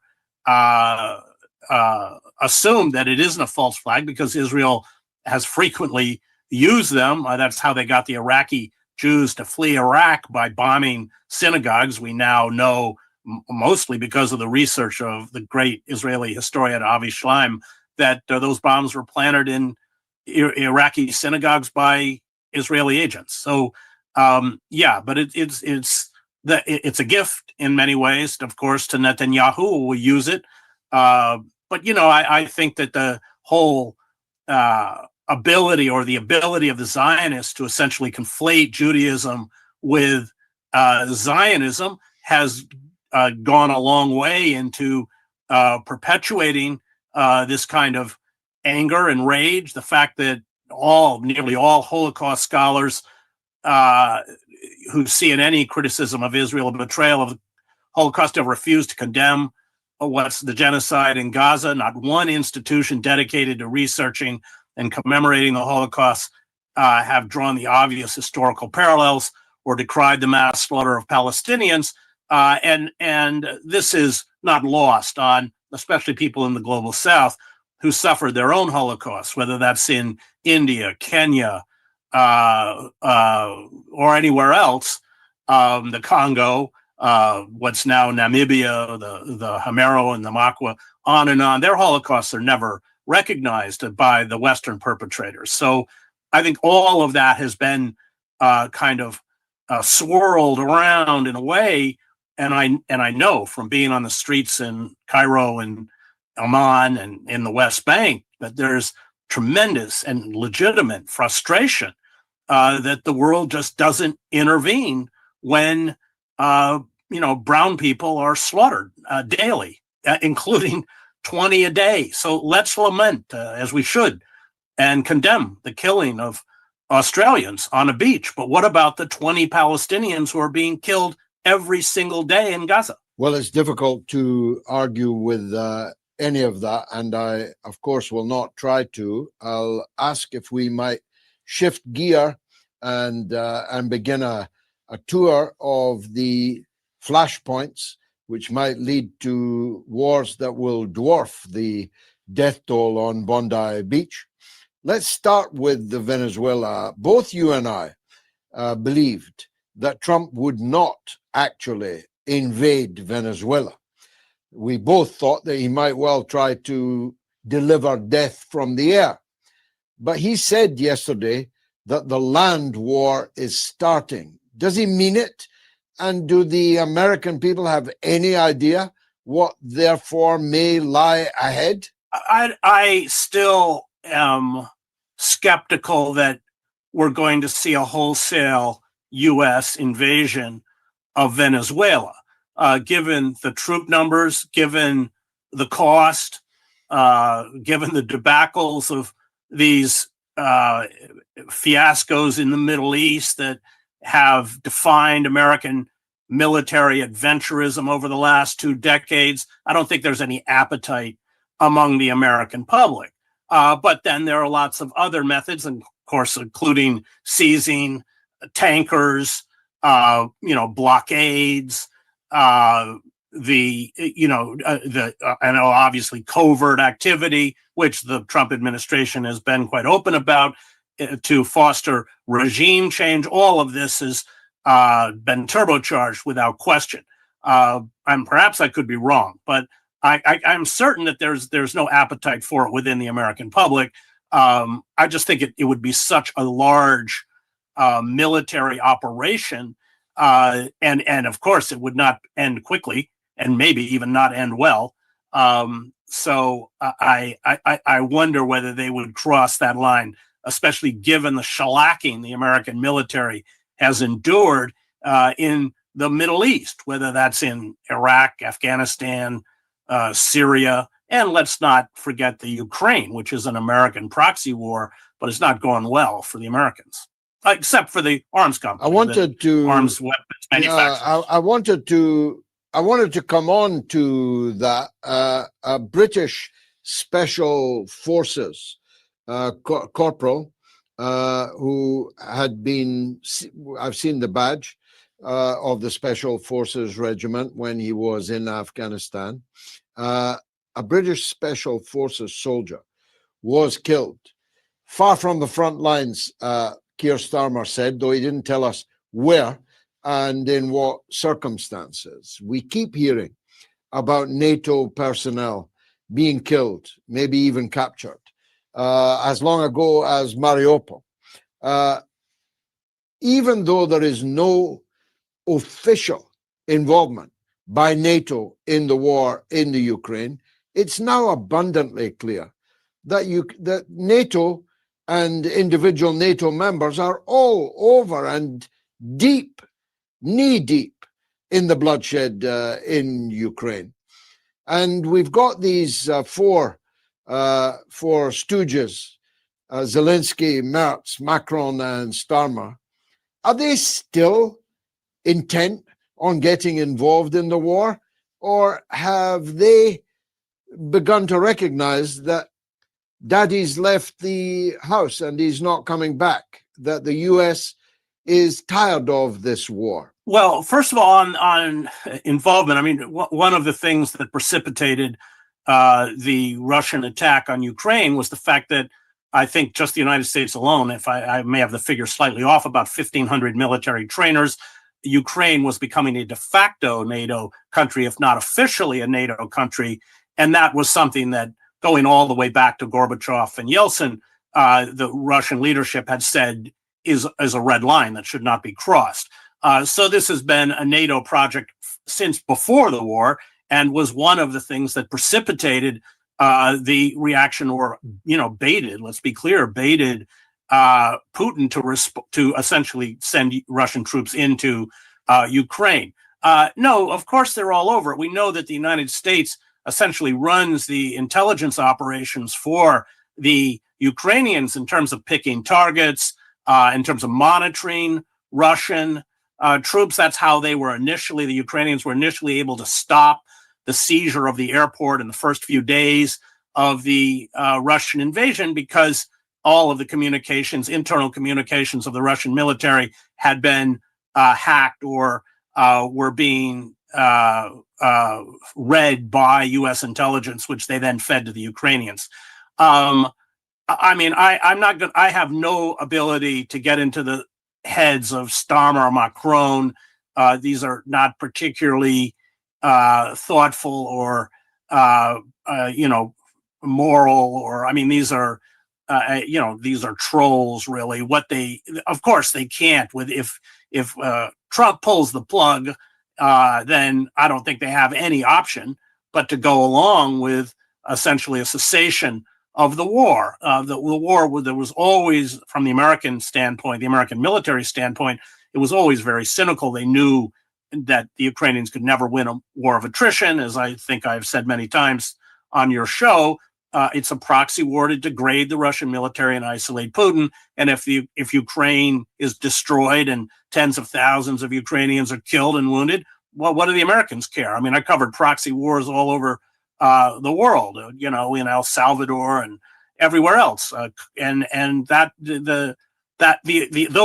those aims have been largely achieved, but that was always the intent, and it was always going to end like this, whether it was Trump or someone else. The war aims might be shifting, though, for the Russians. There's a great deal more attention now, rhetorical as well as far from rhetorical, highly kinetic concentration on Odessa, the Russian jewel of a city built by Catherine the Great, and Nikolaev, which were never in the mouths of Lavrov, for example, until yesterday. It's the first time I've heard them talking very powerfully about the Russianness of these two cities, and the bombardment of the port of Odessa and the destruction of electricity power there is still blacked out tonight.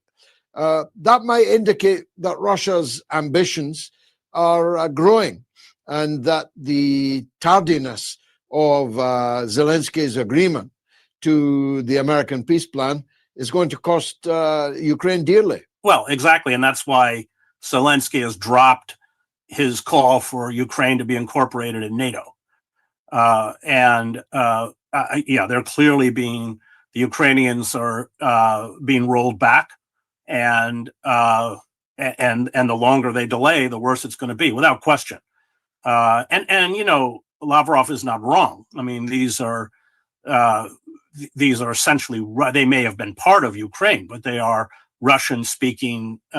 They are dominated by ethnic Russians. Yes, and of course the Russian Orthodox Church, which has been brutally suppressed in the rest of Ukraine, in the Zelensky-held parts of Ukraine, and on many other levels. I mean, I've been many times in Odessa in former times. And it's hard to imagine a more Russian place than Odessa. And incidentally, once upon a time, a more Jewish place. There were 150,000 Jews in Odessa when the Nazi and Romanian forces entered. There were fewer than 5,000 when the Red Army liberated it. These places and their history, their culture, they really matter to the Russian people, don't they? Yeah, without question. And again, the historical trauma of being invaded twice in the last century, and in World War I and World War II through Ukraine, both by the Germans and then before by Napoleon. You can't discount that. That is, so it does matter. And anybody who understood the historical consciousness within Russia understood that playing with Ukraine the way the United States and NATO did was playing with fire. And that's, of course, what happened. Finally, Chris, and you've been very generous with your time, going back to the event in Australia, Netanyahu immediately blamed Iran, which people who know about things like you and me know could not be further from the truth, as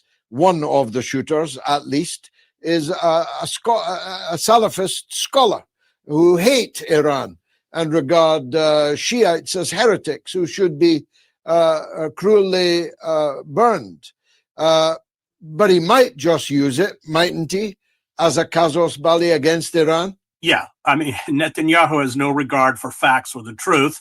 And it's very clear that the Israeli, and of course, they carried out very punishing strikes against Iran. I think, what was it, 1,000 Iranian civilians were killed? I think that number is close to that. Yes.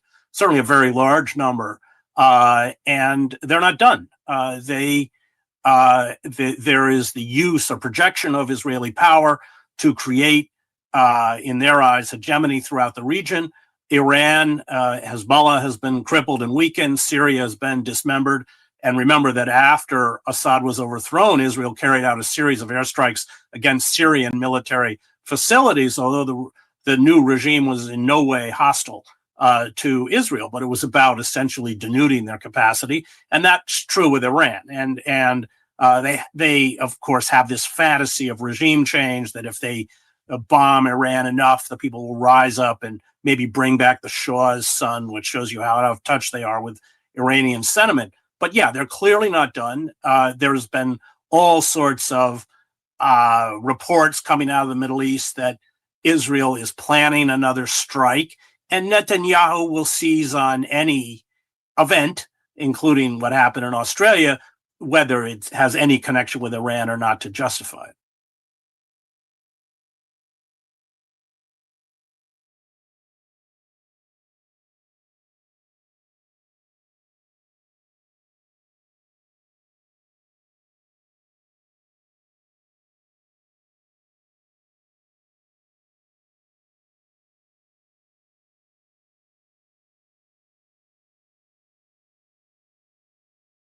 Placed in Australia, and many people are talking about the background and the impact, who actually carried it out, what is the involvement of Israel in all of this. The Israeli Prime Minister was warning from attacks in Australia several months back, especially after certain moves were being taken by the Australian authorities towards Palestinian recognition.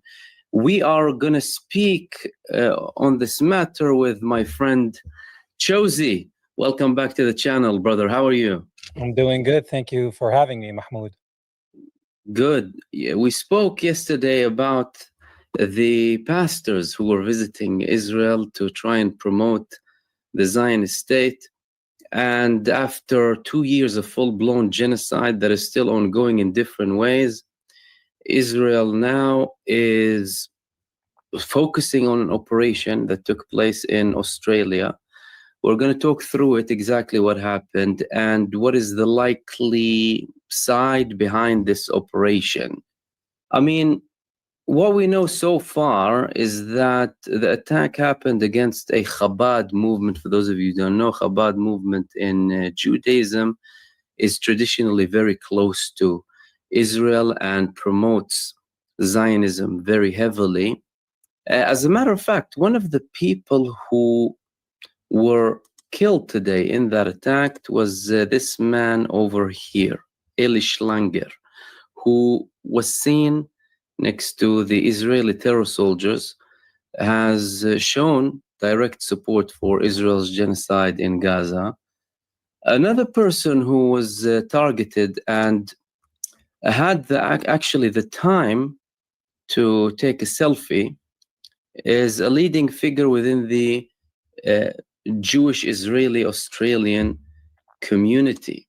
This man over here chose he had the time to take the phone out during a massive shooting and take a picture. What do you think of that? It's great. Is that the right time to take a selfie, or try and prevent or help people who are being attacked? I think the makeup is amazing.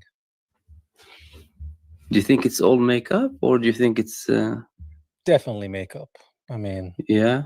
I mean, you've done movies. You know more about that than me. You've been into production. That looks like the same guy that survived October 7 and many other situations. You know, central casting, as Donald Trump calls it. Possibly. Allegedly. And he survived. Okay.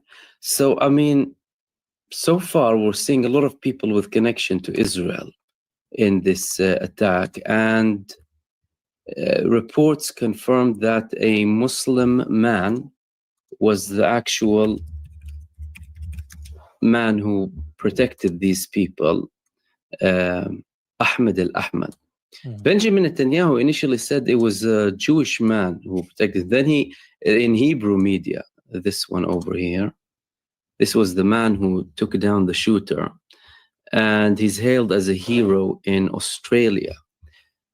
And the people, I mean, going back to the attack itself, I mean, I was looking at the actual footage of the perpetrators. It didn't seem to me like it was a person who isn't necessarily very much trained and very well trained on the shooting, on attacking. I mean, let's have a quick look on a bit of a clip here on the attacker. And if we see the movement,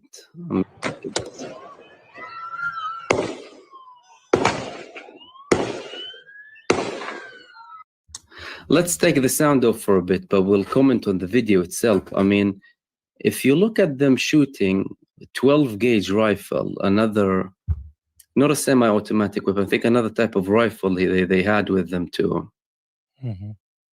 The way they're shooting, and apparently they killed about 16 people.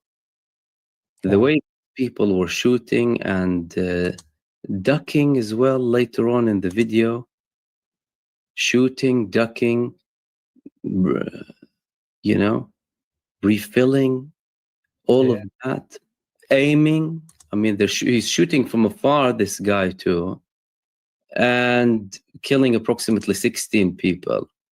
You'd think that's not an average citizen over there. I mean, you'd think that someone trained him. What do you think about that? What are your thoughts about the level of shooting there? Well, there's another close-up from the back where he was reloading and using the little scope on the rifle to aim. So this is a trained militant. Look at that. Maybe he served in the ITF. Maybe he was trained by CIA, Mossad, maybe the Emirates, maybe ISIS. I mean, who knows? Well, he's definitely skilled. Look at the level of ammo too. Look, ducking when changing up, shooting, and then he ducks again. And so did they arrest him alive, or do you know what happened? No, he was shot in an exchange. So later on in this video, I mean, we won't post that image of people kind of getting shot or anything, but look at that. Look at that. Wow. Yeah. Look at the speed of response of this guy. I mean, you don't have to be an expert to realize that this man is trained, heavily trained individual. And I mean, I have a couple of questions. I mean, firstly, you're talking about a well-trained individual. I believe earlier on in the video, I saw a police car passing by. Let me have a look if we can see it here. Yeah, I think they said that the police were asked to stand down for 20 minutes. Stand down for 20. What is that? So I saw a police car arriving and going literally right next to him. Okay. Right next to the man, because people were recording. So a police car went from here. I'm not sure if it's in this clip or another clip. Where is it going? I can't find it now in this clip. Let me have a look. Yeah, I heard it took them 20 minutes. Oh, I hear it. Isn't that a police car? Or is that an ambulance? Let's have a look. What is that? Oh. Let's try and pause it.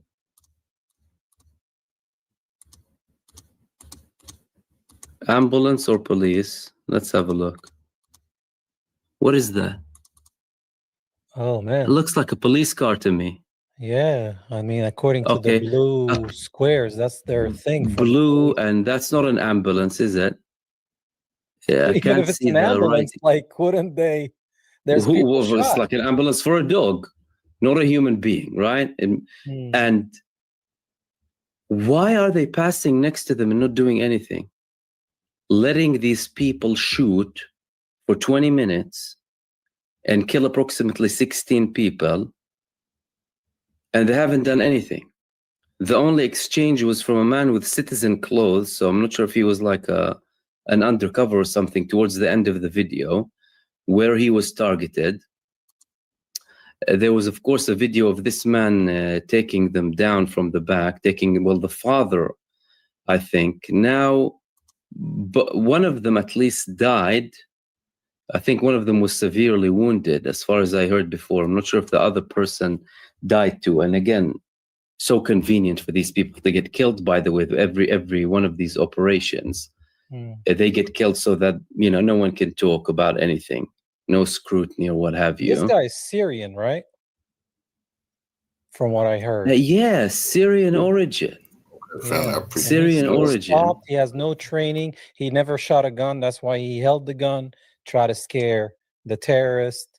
And, Malkowski claimed he's a Jew. Then I guess he said. Then he changed it to like he's a Muslim, he said. The false flag attack did not work as planned.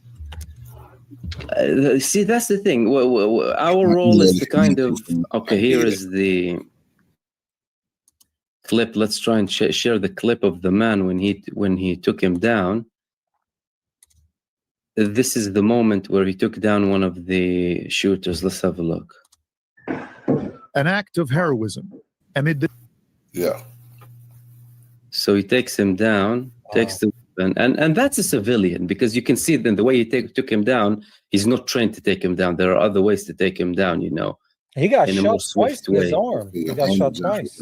On the paper. Yeah, by the son, apparently, who was the other shooter, according to them, the son, a father and son. And I mean, that looks like a civilian. The people who were shooting didn't really look like civilians to me. There are Zionists involved in all of the shooting, so direct links with Israel. As a matter of fact, there was quite a situation. There was quite a tense situation when people were kind of protesting in solidarity with the people who were killed and targeted. Again, amongst them was this man over here, being seen with the Israeli terror forces holding a machine gun. The most moral man in the world. Yeah, that was one of the people. But let's have a look at this video over here, because the protest that broke out afterwards started to have Israeli flags all of a sudden. It's like, okay, if you're saying that this is an attack against the Jewish community, why are you raising the Israeli flag? Anyway, a Jewish woman who came to sympathize, she saw Israeli flags and thought for a second, hold on, why are they trying to politicize this event? And I'm going to wear a Palestinian kufiya, a Jewish woman who came to show sympathy. Let's see what the Australian police did. Let's have a look at this video. Are you able to tell us why you came here today? Just to the road. Absolutely. I'm very happy to tell you why I came here today. I'm entitled to speak and they're entitled to ask me. I came here today because I'm a Jewish person, because my family was murdered in the Holocaust, because I have community members murdered. Let's go. And I'm being threatened with arrest for talking with the press. Well, there are no Israeli flags here. We would not have war here because this community has politicized this tragedy. We are standing here because the flag of Israel represents. Clear as daylight, the flag of Israel represents genocide. She's being, and the police isn't stopping anyone who's raising the genocide flag of Israel, but a woman who comes to sympathize because she saw the Israeli flag and what she claimed, as she said, the community is politicizing this event. She wore a kufiya, and then they're taking her off. To me, that looks like police complicity in the matter. I mean, what do you think about the way they firstly allowed that event to take place and then them taking that woman and not taking the people raising the Israeli flags? I mean, it smells fishy to me. It looks like they're trying to implicate the attack on the Jews with Israel. And from what I heard, the actual Israeli intelligence, aka Mossad, is going to be investigating this with the Australian police. That's which right. is very What do they have to do with it? What do they have to do with it? well, it's Israel belongs to all the Jews of the world. But so, I mean, so far, like I said, several things stink here. So I'll say a couple of things. Firstly, and that is Israel, by the way, Israeli terrorists celebrating Hanukkah on top of the Indonesian hospital, and they were bragging about it. They also posted a video, so-and-so battalion and brigade, and they were burning this on top of the Indonesian hospital that they destroyed in Gaza. This is how they were celebrating their holidays. Demonic, man. Yeah, this is how they were celebrating. There's a video too. Let me show you the video as well. Wow. It wasn't just the photo. I haven't seen that one. I have a few things. Yeah. This is what they do. Look at this. Look at this video. Let me share it. Synagogue of Satan. Have a look. איתן נור היקר, אנחנו לוחמי חטיבת כרמלי, גדוד 22, פלוגה ב', כאן, על בית החולים האינדונזי, מאחלים לך חג שמח, ניצחון האור על החושך. חג שמח. אריות! Hi, the lions, and they are burning this for Hanukkah over the Indonesian hospital. And they're crying at the same time about other people getting killed elsewhere. I mean, I have a few takes, to be honest with you. Firstly, about this attack in Australia. Firstly, it's immediately a terror attack because it's against the Jewish people, and they're claiming that the perpetrators are Muslim. However, any other shooting, they would not label as a terror shooting, even if it's against their own officials, whether in the United States or in other countries all across the world. So that's number one. Two, I see a big failure from the police to levels where we can say there's a level of complicity there. The police vehicle passing by like that in the beginning. You told me you heard about a stand down order. Many people within the community over there, because this was being recorded, 20 minutes of shooting, said that some of the police officers were like hiding behind cars and they weren't doing anything. So that's very suspicious to me. Thirdly, why is the Mossad investigating this with them? I mean, it doesn't really add up to me, to be honest with you. Yeah. The Mossad is participating. There's another portion to this. You know, there's people that can look into Google to see if something is searched a couple of days before an event happens. And it seems like a couple of days before this Bondi Beach attack, they searched the name of Naveed Akram and from Israel and United Arab Emirates. Interesting. Why would they search his name? And do you know what I heard, by the way? One of the posts on X, so one of the channels who posted it, said that they removed the trend from Google Trends later on. Some people luckily recorded it and took the screenshots of the activity. I think the channel is Israel Exposed. They said it used to say Googled 36 times. Now it says Googled 11 times. I took a screen recording to increase in case they erase or modify it. And that account posted this video over here. I mean, they erase our Palestinian heritage, so they would erase a Google search, you know? That's not a big deal for them, isn't it? Easy work. So it was searched before the attack from Israel. Was it a coincidence? Why was the name randomly searched from there? I mean, that's just another point, to be honest with you. You can't conclude from this that this was just, it is. But what I'm seeing here is I'm seeing Israel trying to benefit from this situation very, very heavily. And it was very telling to see Benjamin Netanyahu. Firstly, let's hear what he had to say when he said it was a Jewish man who took him down. That was in Hebrew. Let's listen to this.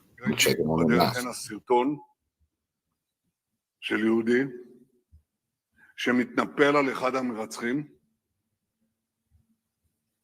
שומט ממנו את הנשק, ומציל מי יודע כמה נפשות. His ears, man. Okay, so that is in the beginning. Okay, so that's in the beginning, right? In the beginning, he said it was a Jewish man. Later, because, I mean, all it takes is for people to dig slightly and realize that Ahmad al-Ahmad is it the Jewish? Well, hold on. There's another lie that is created by the Zionists that he's a Maronite Christian. Did you see A Maronite that? Christian too. Yeah. Okay, no, I didn't see that. I'll tell you why, because it goes against the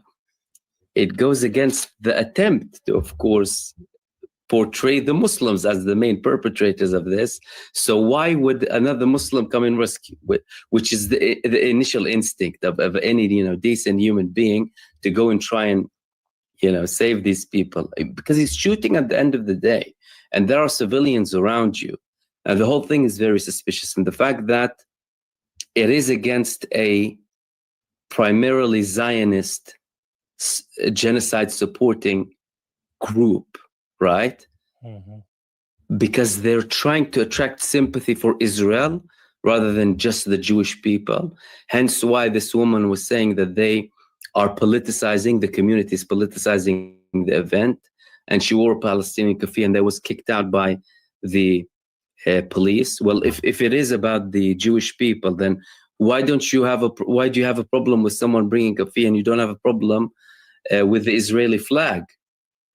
Yeah. Israel went on an immediate also attack against Iran. So I can get that. Although Iran officially condemned it, by the way. Mm-hmm. Iran officially condemned the attack. But let's see Benjamin Netanyahu, because listen, Benjamin Netanyahu before, do you remember when he was criticizing the Prime Minister of Australia, saying that you're going to cause a lot of problems and there's going to be this fire for the anti-Semitism that you're speaking about? He was clearly pleased today. Let's listen. On August 17th, about 4 months ago.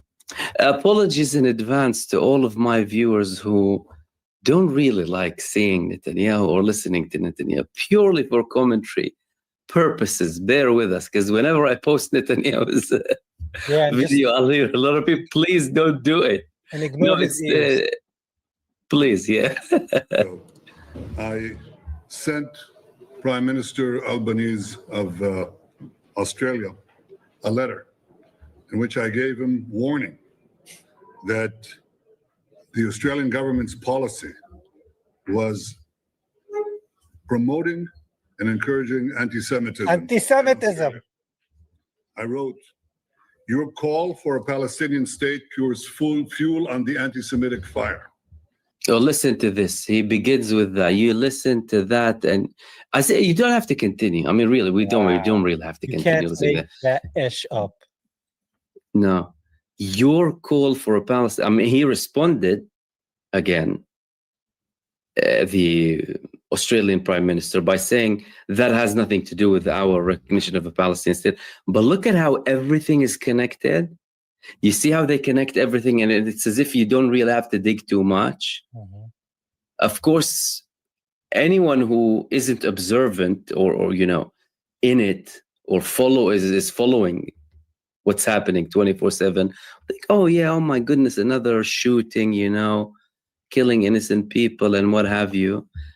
But then when you start to kind of try and uncover trained people, 12-gauge rifle shooting like it's nothing, squatting up and down, police passing by without any sort of interruption.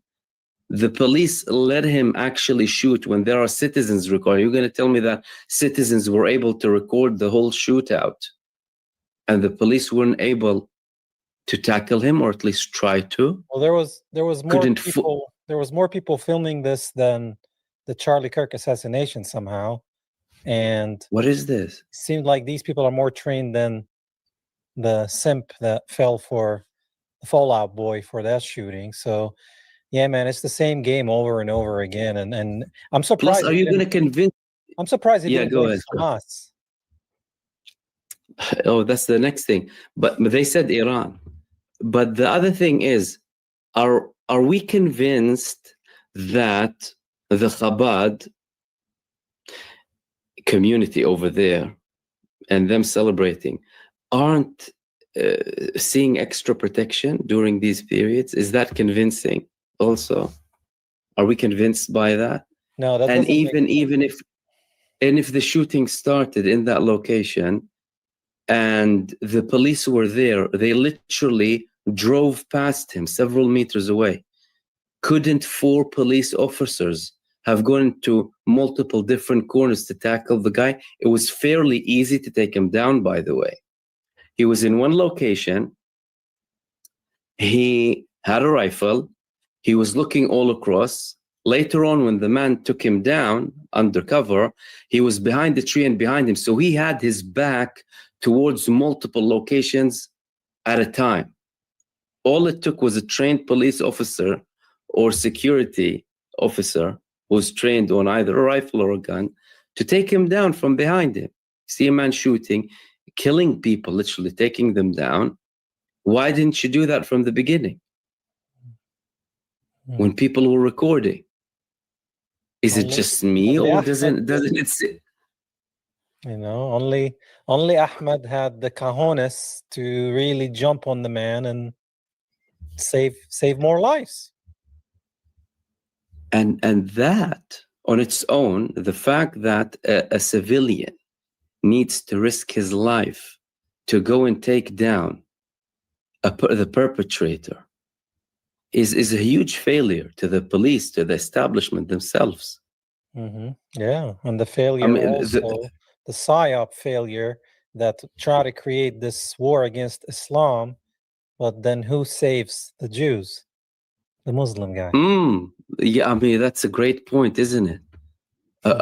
Happens to be a Muslim guy who goes and actually takes down this. We don't know who he is. I'm not convinced. I'm really not convinced that it's just a random. Yeah. It's not really convincing, to be honest with you. And I think that the Israelis, they realize that they're not gaining back any popularity. They realize that the charts aren't moving back up after full throttle genocide for that long. They're trying to gain sympathy. And again, I sense a lot of hypocrisy in many countries' positions, you know. They speak a lot of terror supporters in other countries, don't they? Oh, they're terror supporters because they were shot down. I'm sure they would have flipped this story 180 degrees if it was a country they didn't like. But even with all of these attempts, this stinks to the high heavens. They're trying to get this sympathy, and Netanyahu is trying to capitalize on this event by saying, oh, look, I'm the prophet. I told you, Prime Minister of Australia, you're going to face a lot of problems if you're not going to tackle anti-Semitism, which is in effect only accepting the Palestinian rights. You see what the Israelis view as anti-Semitism, again, with the level of flaws in this term, by the way, a flawed term, anti-Judaism or whatever it is they want to call it, even though what we see now is proper anti-Zionism. They don't want to call it as it is, anti-Zionism. They're trying to put Zionism under Semitism, again, their definition, their flawed definition of Semitism. But that's not working. And Netanyahu is realizing that it's not really working. So we need to come up with something that will try and generate some sympathy with. Yet, even with all of these attempts, simply by observing, again, it doesn't take a lot, and it doesn't take a lot to build a theory or anything as such, just by looking at the scenes. Like before I spoke to you, I saw the whole video for 10 minutes. It didn't sit well. Yeah. I mean, look, I have a prediction. I hope I'm wrong. but I've seen somebody saying that Hamas is a threat to Europe. So I have a bad feeling in my gut, and I hope I'm wrong, that they're going to try to do something in Europe and eventually in the United States to blame Muslims, Iran, Hamas, make the Palestinians look bad so you can kill more of us. And I feel like there is like these false flag attacks on steroids all around the Western world, Europe, USA, Australia, Canada, maybe, of attacking synagogues and possibly churches for that Judeo-Christian thing, so we can go to the big Armageddon against, Iran, Russia, China. That's what I feel like we're heading to. But God is gonna win this, and that Muslim man was put there for a reason. He just killed the propaganda, because they try to sell it as Muslims killing Jews, right? That's what they're selling, Zionism. So you get this Muslim guy, Ahmad, which Netanyahu thought he was Jewish, that saves the day. So hopefully when they try to do all these propaganda and false flag attacks, hopefully somebody will be in the picture to stop it, report it, and end this, because they are trying to make us go to World War III just for the sake of that Zionist Antichrist state of Israel. That's my prediction. I agree. This one was a failure. Again, this was the image of Ahmad al-Ahmad when he took the weapons away from this guy. I do think it's a huge failure. I mean, in relation to, by the way, you said that they're going to try and blame something on Hamas. They're already posting in their media that they have cells in Europe. Well, they have cells in Europe. Venezuela apparently now. Oh, yeah, and they'll tell you that they're connected with this and that. But the IDF, the Israeli terror army, can raise money and receive donations from almost all Western countries in the world. It's perfectly legal to fund the Israeli terror army. No one will ask you anything. They can raise money, they can have charitable events. They wouldn't say anything. But to be honest with you, know what? I'm not sure how much it's going to work this time. Do you know why? Because if they came up with the events before, and they used to come up with them regularly for the past 2 decades, even more, 2 to 3 decades, we didn't really have a lot of input and people monitoring it and responding quickly to the propaganda, albeit scattered, and you kind of do need to look for it. But you feel like, okay, no, there's a level of understanding. And then, like you said, when this guy came, turned out to be Ahmad al-Ahmad, it destroys the whole propaganda. It destroys the whole narrative. But what's remaining is the investigation. The fact that the Australian country, state, is including a foreign entity that is complicit in genocide, has history of fabricating, lying, every day, every single day, killing innocent people, in participating in investigation. That's very telling. But the dangerous thing that can happen out of this is their conclusion, right? So they can come up with a conclusion, and the headlines in Israel are headed towards Iran. So they can tell you, oh, that is actually Iran. And then they can kind of try and generate sympathy for maybe a coalition, because that's what they need, isn't it? And from their perspective, Iran is the biggest threat. Well, they need other people to fight with them in Iran. They failed to have a coalition against them. The only thing they succeeded in is getting all of the support from the US, and even dragging Donald Trump to carry out this theatrical, albeit attack against Iran, to let Netanyahu climb down the ladder. But that could be their next step. And then, like you said, they can drag into a greater war. Yeah. And we do hope they fail. I think that there is a level of awareness, but that danger is still there. And the governments that are complicit in the genocide itself wouldn't necessarily refuse everything outright. So there could be something happening there. Yeah, I mean, my heart goes out to all the innocent people that were murdered during this attack. But it seems like the Zionist state of Israel is using the Jewish people as pawns, just like they use Muslims and Christians as well. But they're mostly using Judaism and the Jewish people as human shields. And actually, that country is the most anti Semitic thing that ever existed on this planet. And I know that, whatever the narrative is, they're not going to give you the truth. We're never going to know exactly what truly happened. But if you start noticing the pattern, then you know who's behind it. Absolutely. Couldn't agree more. Josie, we'll end it up with your words. Guys, thank you so much for tuning in. Hopefully, we clarified a bit more about this event, and we'll be having hopefully more collaborations with Josie, both on my channel and his. Josie, thank you so much for joining me again. Of course, man. Let's make Palestine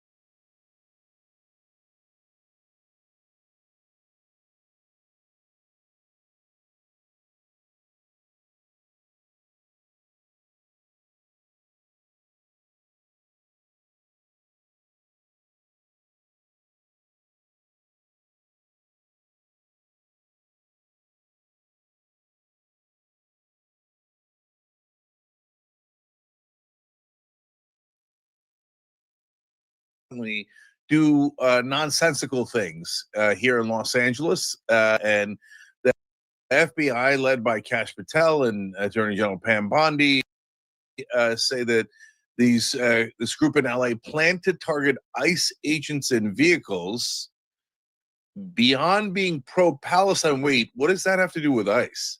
Beyond being pro-Palestine, Mediaite explains, she described the group as, quote, far-left, anti-government, and anti-capitalist. Is it possible that this is a real group? I mean, they arrested 4 people. They're going to have to bring them up on charges. So, it's possible. Is it super weird that out of nowhere, all of a sudden, just as the Israel First crowd here in America is doing nonstop propaganda about it's the Muslims, they're the violent ones, you should ban them, they don't assimilate, you should kick them out, you should hate them, you should help Israel bomb them, etc. All of a sudden, there's bombings all over the place by our governments tell us Muslim extremists. So we're going to dive into that now. We're going to dive into it tonight at 6 o'clock Eastern. The show's live Monday through Friday, 6 to 8 o'clock Eastern, right here on YouTube and on TYT.com. So I'm going to give you all the details on all the other bombings and shootings, Australia, Syria. Brown has nothing to do with any of this. Rob Reiner has nothing to do with any of this, but we'll cover those in the main live show, 6 o'clock Eastern as well. But the ones that do have to do with this, I want to get more into. But this is breaking news, and so I wanted to share it with you guys. Before I give you the rest, and this is apparently from members of the Turtle Island Liberation Front, a group obviously I've never heard of, and you're going to see in a second how big or small they are, according to our own FBI and Justice Department. But anyways, real quick note about our sponsors. Noble Mobile is our cell phone service providers now. I switched over from Verizon. Oh my God, nothing changes. Your phone doesn't change. Your phone number, your contacts, nothing changes. It took me less than 10 minutes. And now I pay $50 or less every month. If you're paying more than $50, there's no reason to do it. Nothing else changes. It's super easy. And you get cash back if you don't use your data. So I only got paid $39 last month. So it was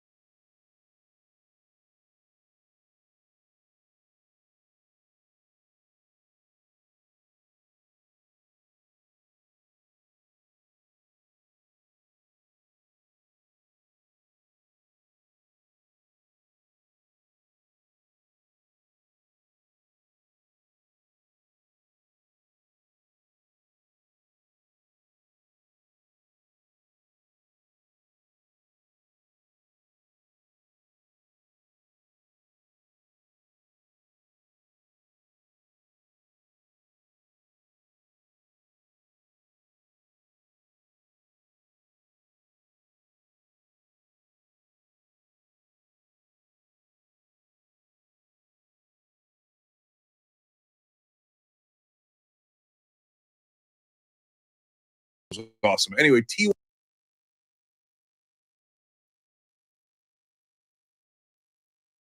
cell phone service providers now. I switched over from Verizon.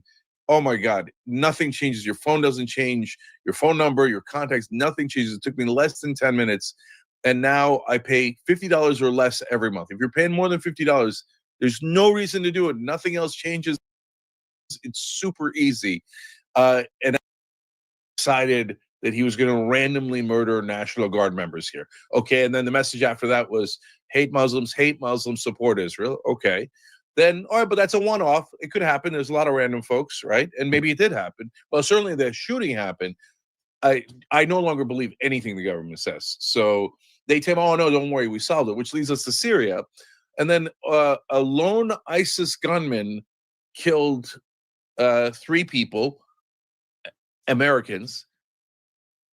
Wait, he was killed on the spot. How do you know he was a lone gunman? So why aren't you checking to see if there's a bigger connection to ISIS leadership? But you already concluded the investigation. And of course, Israel then immediately puts out statements. You should hate the Syrian government. You should help us attack the Syrian government. Don't worry about us occupying Syria. You see it. We knew it. It's the Syrian government. But the Syrian government is opposed to these guys. And Trump said that he's opposed to them. And they claim to be from ISIS. Well, ISIS is against all nations. So it fights against the Syrian government, the Iranian government. Then there's a shooting in Australia. We'll give you, again, the details tonight at 6. And they tell us that it's 2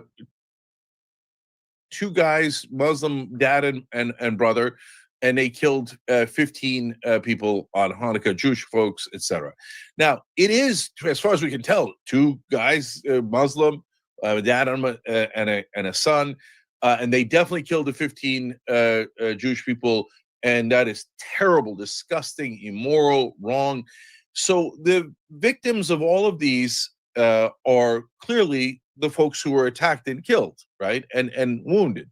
That is the number one victims. That's who, your heart should go out to those folks. Those poor folks celebrating Hanukkah. They didn't do anything. They're not part of the Israeli government. They had nothing to do with this, and then they get killed for no reason.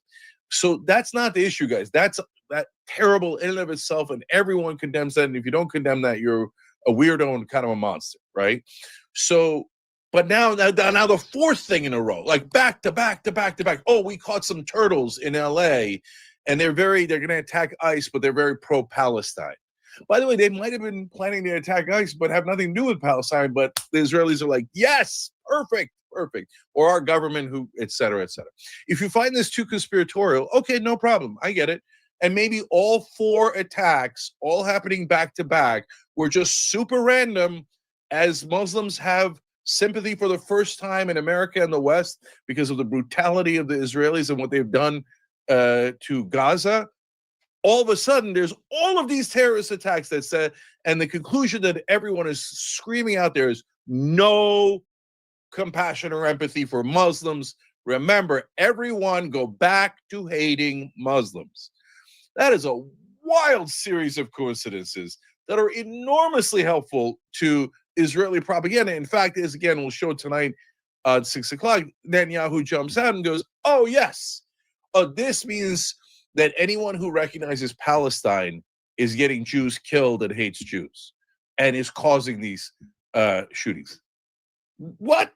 So wait, are we allowed to recognize Norway? Are we allowed to recognize any country outside of Israel? So if we recognize their humanity, that somehow is leading to murder? Well, that doesn't make any sense. And Australia recognized Palestine, so why would Muslims get upset at Australia and attack them?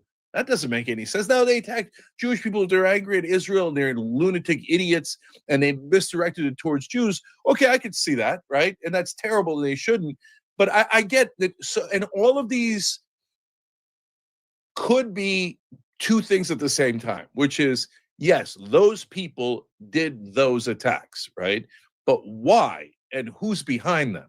If you've never heard of the government using patsies, welcome to planet Earth. I know for a lot of people who grew up in mainstream media, they're like, no, the government's right about everything. Questioning the government is wild conspiracy theories. There are no powerful people who would ever use their power for their own benefit and only their own benefit and do plots behind the scenes with their power. Well, if you say that, you're literally ignorant. That's the history of almost all the governments, including ours and including Israel's, including the Saudis, the Turks, everyone. They all have a secret group, CIA, Mossad, etc., and they all do plots behind the scenes. They never announce them. And then the idiots in our media go, no, there are no plots. And if you don't believe the government 100%, then it's your fault. So let's get back to the turtle, folks, and see if this one sounds believable or not, okay? So they say that they're pro-Palestine and going to attack ICE. All right. Extremist group motivated by pro-Palestinian, anti-law enforcement, and anti-government ideology. Look, it's not impossible. There could be a bunch of radical people on either side of the political spectrum who decide to do super stupid things that are immoral, counterproductive, etc. But it's super convenient. Here we go. In an Instagram account titled, I'm quoting Mediaite, to TILF's LA chapter, said the group is dedicated to, quote, liberation through decolonization and tribal sovereignty. Now we're at tribal sovereignty. I don't know what that has to do with the Palestinians or ICE, but okay. Its account has an astounding 846 followers. They seem like a giant group here. And they conveniently say death to America. Because if you were going to do terrorism and you wanted to get caught, you would say things like death to America online. It is possible that there are people that stupid. Okay. It's also possible that there aren't. Okay. They say these are quotes: capitalism prevents liberation. Resistance is the deepest form of love. And that's okay. And then they have like Palestinian looking people holding each other's hands with masks on. I mean, this looks okay. I don't know which one it is. I don't. Okay. But either this is like ludicrous radicals, presumably on the left, the way that they're framing this, right? That are just so dumb. It's indescribable. And remember, guys, they're in LA. I'm in LA. Well, like the pro-Israel people, like, oh, the people who want Palestinians to be treated with dignity and respect and as human beings, they love terrorism. No, we don't. I live in LA. My kids are in LA. I don't want any terrorism. We take planes. We go to rallies. I don't want any terrorism ever, ever, ever, ever, right? And one side is the peace side, and the nonviolent side, that's us. And we say no violence towards Palestinians or Israelis or Jews or Muslims, no violence to anyone. The Israeli side says, that's right, no violence towards Jews or towards Israelis, but we should slaughter 70,000 Palestinians. We should slaughter 20,000 of their children, and it's a good thing we did. You see how we're for nonviolence? No, I don't see it at all. I see you as massively in favor of violence. I see you as bigots and racists who think that murdering Muslims and Palestinians is no big deal. So, but now all of a sudden we have caught 4 people who are suspected anti-ICE, pro-tribal sovereignty. Are we talking about Native Americans now, indigenous people, and pro-Palestine? It's not impossible to have that collection of interests, but here we go again with a small group we've never heard of before, who are described in almost every title of every media article, not as anti-ICE, and apparently they were going, according, if you believe the FBI, they were going to attack ICE, right? Nope, forget ICE, forget tribal sovereignty. Remember, they were pro-Palestine, hate the Palestinians, hate the Palestinians. As the Israelis are right, we should hate all the Muslims. So as I see this 24/7 on media, I have enormous trouble believing it. A series of amazing coincidences, all hurting Muslims, Muslim Americans, Palestinians. So they back to that. And hey, thank you for super chatting, Abdul Siraj. We appreciate you. Oh, he's asking about the Israeli pervert pedophile who's a government official, came to Vegas to try to rape American children. No, there's no update. We let him go. We never punished the Israelis. The Israelis have murdered 9 Americans in the last 5 years. Our government asked for no accountability, and we got no accountability. No one's arrested. No one's tried. The Israelis are allowed to murder American citizens, and our government doesn't do anything about it. We tried so hard, and I'm so proud. Young Turks is 6 to 8. At 8 o'clock, I started a new show called The Revolution. And in that, we featured an American kid, kidnapped by the Israelis when he's 15. Mohammed Ibrahim lives in Florida. They say he looked at someone else throwing a stone, so they put him in an Israeli gulag. He lost 30% of his weight, got scabies, terrible disease, etc. And they're like, no, we're not going to show him to his family. We're not going to show him to anyone. We're the Israelis. We're above the law. We can crush American children. We can kill Americans. We can do anything we want. And your government works for us. So they'll just grovel at our feet. And that's what happened. But we put so much pressure, and I love you guys for participating in it, left, right, center. That's all of us together saying, enough, enough. Let's get our government back. Enough of you guys put pressure on that they finally released a kid on Thanksgiving. They're like, okay, we're so merciful. We will release one American child to you useless Americans who we control completely and who should know your role and send us more money, okay? And, oh, wow, thank you, generous Israelis, for letting one American child out of your gulags when you had no evidence against them. Okay, so lastly, to you go back to the convenience of all of this, guys. So, I can't wait to see the so-called evidence on these guys. Okay, I can't wait. But do I trust Kash Patel and Pam Bondi? Am I like the rest of the media who are going to smear all Palestinians by declaring them for pro-Palestinian terrorists who wanted to kill people in LA? Again, LA is a very liberal city, counterproductive, doesn't make any sense. No, I have trouble believing them. I have enormous trouble believing our government. Our government lies to us all the time. Our government clearly, obviously serves another country. So, and then finally, the number one victims are the actual victims. And your heart should go out to the 15 poor people who were massacred in Australia, to the 3 Americans in Syria, et cetera, right? The second set of victims are Muslims across the world. Because if you want to damage Muslims across the world, the top thing you would do is be a Muslim shooter or terrorist who attacks other people in Western countries, or who attacks Jewish people, etc. That is the worst thing you could do, because the Israeli propaganda machine will love it, and they will get everyone in media in America and in the West to say, you should hate the Muslims. And they're all so happy now to be yelling from the rooftops about how it's the Muslims, the Muslims. So it does grave damage to the Muslim community throughout the world, and most especially in the West. But 4 of them conveniently just happened, all claiming to help Muslims while doing massive damage to Muslims in America and the West, let alone their poor victims. So, okay, they'll have to prove it. And if you're an idiot who works in national media and says, no, they don't have to prove it. No, I heard about a turtle conspiracy just yesterday. Never heard of them before, but I'll trust the government. And as a reporter, you should never question the government. Just write it down like a stenographer and tell everyone it's the no good Palestinian supporters who are trying to kill you. So no, I don't believe them. I don't know if this happened, and each individual case will have to be adjudicated. But I am super skeptical.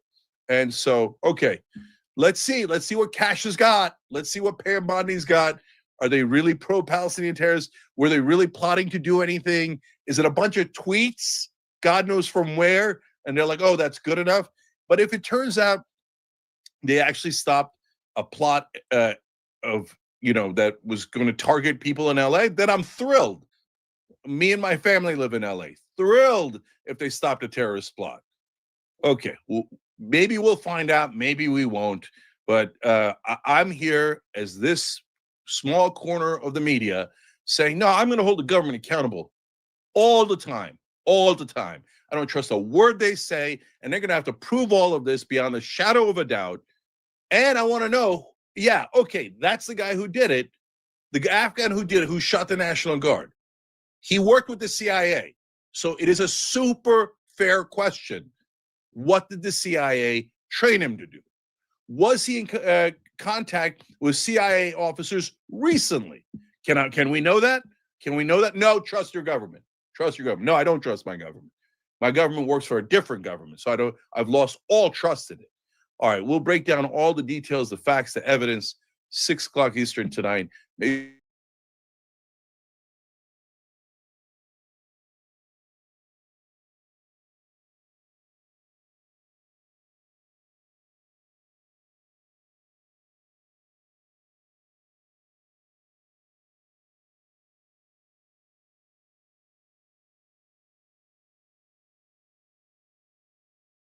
be looking at some disturbing videos, strange and odd news stories, and as always, let's go ahead and get right into today's video. My your kid's initials, my wedding band, the Medal of Freedom, my engagement ring. But apparently they symbolize some kind of secret plot. There's also a new theory that Egyptian aircraft have been tracking you. What is going on? Why are there so many conspiracies spreading about what seems to be a pretty open and shut case? This is the first time that we have seen evil on display where we have social media at our fingertips. Something so evil that happened, people are wanting answers immediately. They are wanting to figure out how to wrap their mind around this.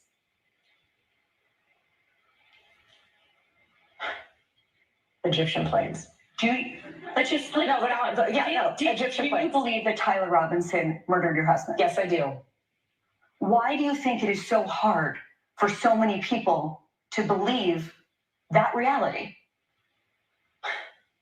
So I'm not really interested in talking about this whole Charlie Kirk stuff to an extent, but this is weird. This is Tiffany Gomas, that MFer is not real type of weird. Nothing feels fluid, nothing feels genuine, it's just spooky.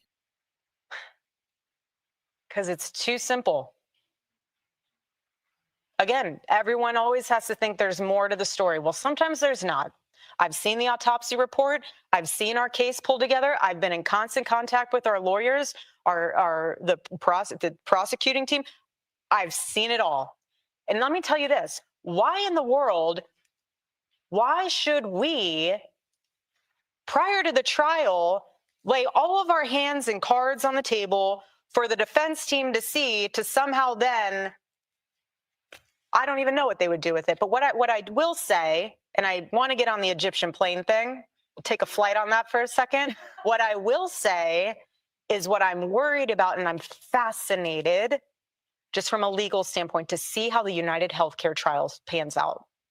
And I say that because this is the first time where we are seeing the implications. You're talking about Luigi Mangione. Correct. I prefer never to say any of their names. They do not even deserve the ounce of oxygen and breath out of my body. But what I mean is it's fascinating to see how social media will impact that court case, just how it might impact mine. Are you nervous he's not going to get a fair trial? I'm nervous that there could be, they'll say we can't find a fair jury. Like they're going to taint the jury pool. And in that case, my discernment is that it's just screaming that, again, it's all an act, and it just feels like with them also mentioning the Luigi Mangione trial, it just feels like they want to go ahead and stop all conspiracies altogether. This is probably the end goal. That's how widespread you think these conspiracies have gone. Yes. That's how mainstream they become.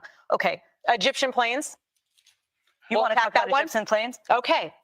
I was pregnant. Even outside of Erica Kirk, when it comes to Tyler Robinson, the trial doesn't even seem real.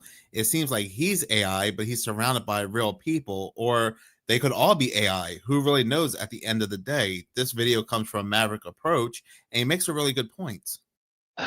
The Charlie Kirk saga continues, and you guys, it looks like they're still lying. So just the other day, they had a pre-trial hearing for Tyler Robinson in the Charlie Kirk assassination, and here he is present with his lawyers. Along with this, they released footage of him talking to his lawyers, and you couldn't hear it, but they had a professional lip reader who transcribed this whole conversation.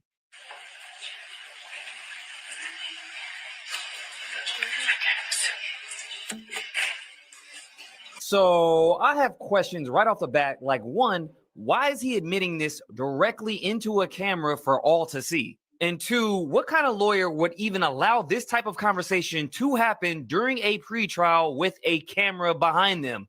It just seems all too convenient. Now, let's go over what he said. So he said, I'm thinking about the shooting daily. Unfortunately, it's doing my head in. I'm good for nothing. He also says it's driving me mental. So all of a sudden, Tyler Robinson is from the UK because that's UK vernacular. Nobody in America talks like this. He also says just smoking a lot, not sleeping at night. But there's a huge hole in this plot. Being that he is currently held at the Utah County Jail where smoking is completely prohibited. So how is this even possible? Now, the person transcribing this whole thing is Nicola Hickling, and her company is called Lip Reader Limited, who is a deaf 20-year veteran in lip reading. Now, it's pretty interesting that she's from the UK, so now we're just paraphrasing in your own lingo, so how can we trust this at all? And if that doesn't muddy the waters already, her company actually uses AI technology to enhance and interpret lip reading, so how do we not know that all this isn't just AI altogether? Then there's this, where I found a thread pertaining to this situation. Somebody responded, bro, this guy's smiling while admitting it. Pure insanity. Justice can't come fast enough. Well, for one, he's probably smiling because he probably didn't say that. That's why it doesn't match. And two, you're probably a bot because this account is based in Nigeria. So the question is, who is paying for responses like these? And if this comparison doesn't convince you, I don't know what will. But going back to Erica Kirk, she's even doing town halls now, and whether you like her or you don't, she's going to play a very important and vital role into 2026. This is why, in my opinion, they put her on the 2026 World Ahead Economist magazine cover. You have all these world leaders on the cover. You have Zelensky, Trump, Xi Jinping, Putin, and I think that's Netanyahu next to Putin. And then you have this blonde woman right here in red. But what's even more interesting, talking about India and Modi, Erica Kirk did speak at the Oval Office event to swear in Sergio Gore as the new United States ambassador to India. Apparently, Sergio Gore is a close family friend of theirs, but I still find it interesting nonetheless, given the magazine cover. But yeah, it really feels like they're all actors and actresses, even Tyler Robinson. And again, I don't even know if he's a real person, but it all feels like they're all placed there for a certain narrative, a certain agenda to push something along. And I hate using the word distraction because I feel like the word distraction is so overused. When you think of things like Maui, Hawaii, when they blew up Hawaii right in front of our faces, they even released a book a day prior to the fires telling us how the fires were going to go down. They removed people off of those lands. They were literally on camera, the police, turning people right back into the fire, stopping people from escaping. And they weren't distracting us as they were doing it because we were all watching it. But this whole Charlie Kirk stuff, Erica Kirk stuff, really does feel like they're distracting us away from something. And one of the biggest things I feel like they are distracting us away from is the rampant growth of AI, because nobody is talking about the fact that Trump signed a bill to stop all regulations on AI, something we were almost all against when it came to the big, beautiful bill. And then he signs this executive order and really nobody's talking about it, which is crazy to me because when it was put in the big, beautiful bill, people who were on the left, right, in the middle, even people who were not political, all basically came together and said, no, this has to be taken out. And the silence on this executive order is spooky. It's all spooky. And it really is, because prior to even 2025, even in 2024, if you were to tell people that somebody who's sitting on trial for ending somebody's life is AI, the court case is AI, they would say you're out of your mind. They would call you crazy. But if you were to say that to somebody today, they would be like, I can see it. I can see it because of things like Sword 2, because of how much AI has progressed that the public can see anyway, because we know that the AI that they have, the so-called powers that be, is night and day with what the public has. But what we can see with our own eyes anyway, with things, again, like Sword 2, something like an AI court case is very believable. And now there's no restrictions on what they can do whatsoever, these tech giants. Come on, man, this is blue screen. In fact, I'm gonna keep it 100 with y'all. I haven't looked like this good in years. I've been totally computer generated since like the 90s. You know what? This ain't even real blue screen. It's 2019, y'all. So it's only going to get worse when it comes to blurring the lines between what's real and what's not real. And on top of this, you have platforms like YouTube that is AI enhancing videos, and that blurs the lines even further because they are now fully allowing AI slop. And with them AI enhancing real videos, again, we can't tell the difference anymore between what's real and what's fake, and that's how they want it. What is even scarier is that AI has become so realistic that people are now doing what's called AI pranks, taking photos of strangers in public, in stores, and so forth, and having them do things on videos that they did not do, terrorizing these people, and they capture their confusion and distress on camera, which is really sad because, again, these videos are hyper realistic. Matter of fact, somebody a week ago was arrested in relation to this. This is now the fourth time police say a man has used AI to create a fake and frightening scenario, this time here at the Marathon gas station on Southern and Dixie. And now he's charged with resisting an officer. That was November 30th, when police say a content creator showed a gas station clerk an AI video of someone being dragged away. Police say it sparked an argument. When officers arrived, the 22-year-old refused to give his home address, so they arrested him. We're not naming or showing him because he's not facing any charges related to his AI videos.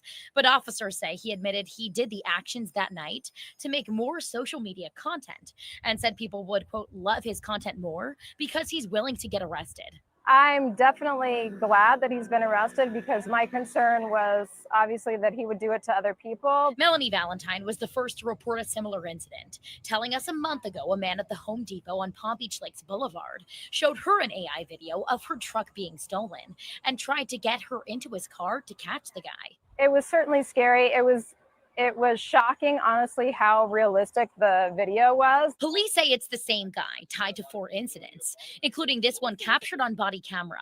Police say he recorded a shopper, created a fake video of him kissing another woman, and showed it to the man's wife while recording her reaction on his meta glasses. That's going to be the charge. That's not his wife. That's a fake woman. In the video, he tells police he does it all for social media. I just made a family with this one, boss. I think my last one at Home Depot hit like a mil. Well, that certainly didn't feel like a prank. I reached out to the content creator for comment.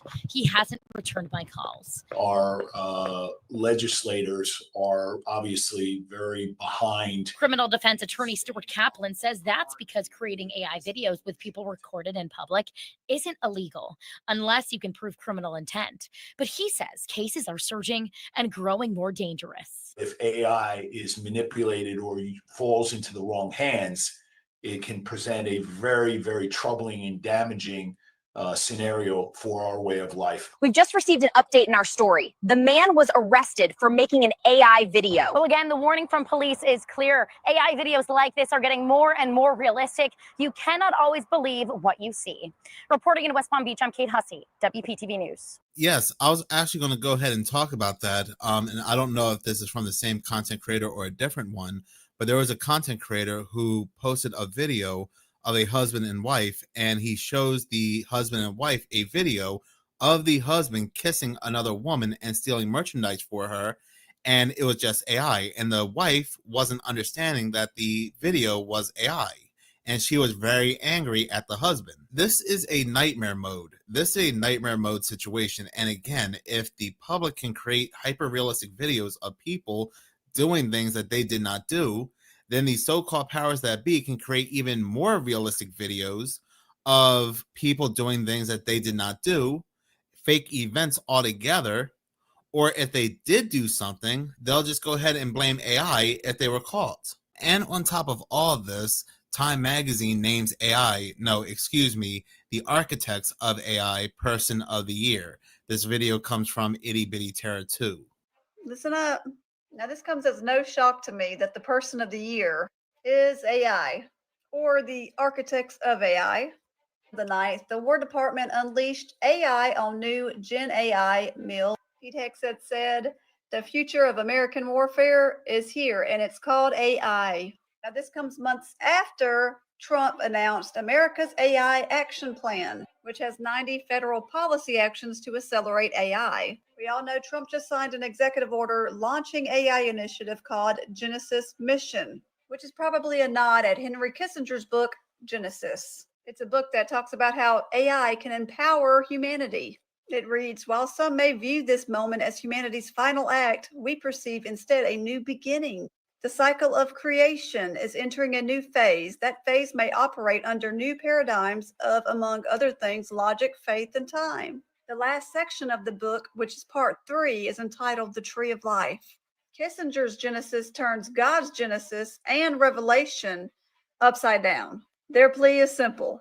Pick the fruit again. These people believe that it's within our power to obtain the tree of life. This book was published in 2024, and now Trump names his project Genesis. You don't think this has something to do with it? Wake up. The Kissinger Eric Smith book of AI also states that the real promise of AI, from their perspective, is a tool of perception manipulation, that eventually people will not be able to interpret or perceive reality without the help of an AI via cognitive diminishment and learned helplessness. These people are evil, and this has been the plan the entire time. Complete control in a distorted reality. We won't know soon what's real or fake. Welcome to the golden age. But moving on, I found this interesting and strange article, and I've never heard anything like this before. Have you? But reading this article here from WBIW.com is titled, Mysterious Booms Expected in Indiana This Week Due to Arctic Air. So for quite some time on this channel and my other channels, I have been talking about people across the United States and other countries hearing these very loud, mysterious booms. Officials, they investigate these mysterious booms, and every time they cannot find the sources of these booms. Every single time, but apparently experts over in Indiana are expecting people to hear loud, mysterious booms, and they're blaming this on something called a frostquake. Continue to read this article. It says, Hoosiers across Indiana, particularly those in the northern parts of the state, may hear loud, unexplained booming noises this week. Still, experts say the sound is likely a harmless weather phenomenon known as a frostquake. Are you hearing loud booms or cracking noises? Well, they're not earthquakes, but you may be experiencing a frostquake. So what is a frostquake? Well, when we get some snow and rain and the ground starts to thaw out a little bit, well, that moisture starts to seep into the ground. And of course, this time of year, it doesn't always stay above freezing for too long, and temperatures start to get very cold again. And when that happens, the water that is now in the soil and bedrock is going to freeze. And when you freeze water, it expands. And that expanding ice leads to the soil cracking, causing loud booms, loud pops, and occasionally can even make the ground shake a little bit. So if you are experiencing loud booms or what you assume are small earthquakes, they're not earthquakes. You are likely experiencing a frostquake, or also known as a cryoseism. Now, there will probably be more in the days ahead, as temperatures will be fluctuating this week, and we've got more Arctic air on the way by the weekend. So expect to hear more of these loud booms, popping sounds, and these frostquakes over the course of the next several weeks. For your local weather authority, I'm Chief Meteorologist Chris Yates. Now, before anybody says, I'm not saying that frostquakes don't exist. So if you heard of them before, great. I'm not saying that. I'm just saying I've never heard of them before. I've lived in New Jersey, born and raised for over 20 years, moved to Florida 15 years ago. But again, born and raised in New Jersey for most of my life. And I have never heard of these loud, mysterious booms, and these loud, mysterious booms being blamed on something called a frostquake. But what's interesting, because this news article from Indiana was posted on December 9th, on December 10th, people in Indiana heard a loud, mysterious boom, and with that was a flash. Did they blame a frostquake? No, they did not. What the experts blamed was a meteor. So did you hear a loud boom or see that bright flash of light around 4 o'clock this morning? Many Hoosiers did, and they had some different theories about what it was. As Karen Campbell tells us tonight, this rare event has a simple explanation. An unusual phenomenon captured on doorbell cameras from Hoosiers across central Indiana. A fiery light streaking through the sky, followed by a loud boom. The first video I saw, I thought a transformer had blown. Experts call this a rare meteor event. Normally, this is just small particles that kind of enter the atmosphere, size of a grain of sand, or maybe up to the size of just like a pea or something like that. Very, very tiny. And these are left behind by an asteroid that orbits the sun, leaves these particles behind, and the Earth's orbit passes through those particles, and they burn up in the atmosphere. 13 News spoke with Dr. Aaron Shaw. He's the director of the Holcomb Observatory and Planetarium at Butler University. The fireball that we seem to have seen in everyone's doorbell cameras at 4 a.m. this morning, that must have come from a much larger piece of material that entered the atmosphere, something maybe the size of, I don't know, a meter or 3 feet or so, right? And when these enter the atmosphere, they cause what we call a fireball. Theories of aliens or even Santa getting in a practice run debunked. But this meteor shower does remind us that we're not alone. There are millions and millions of, dust particles and mini rocks and asteroids and all these kinds of things in our solar system. It doesn't mean that something bad is going to come our way necessarily. There's, most of this debris is very, very tiny particles that pose absolutely no threat to the Earth. It's really, really cool, and we're really lucky to have caught this. A fascinating light show that has many Hoosiers waiting for the next one. Karen Campbell, 13 News. But moving on, look at this news story, and this is pure gaslighting because they just want to let us know that the free peoples are in charge.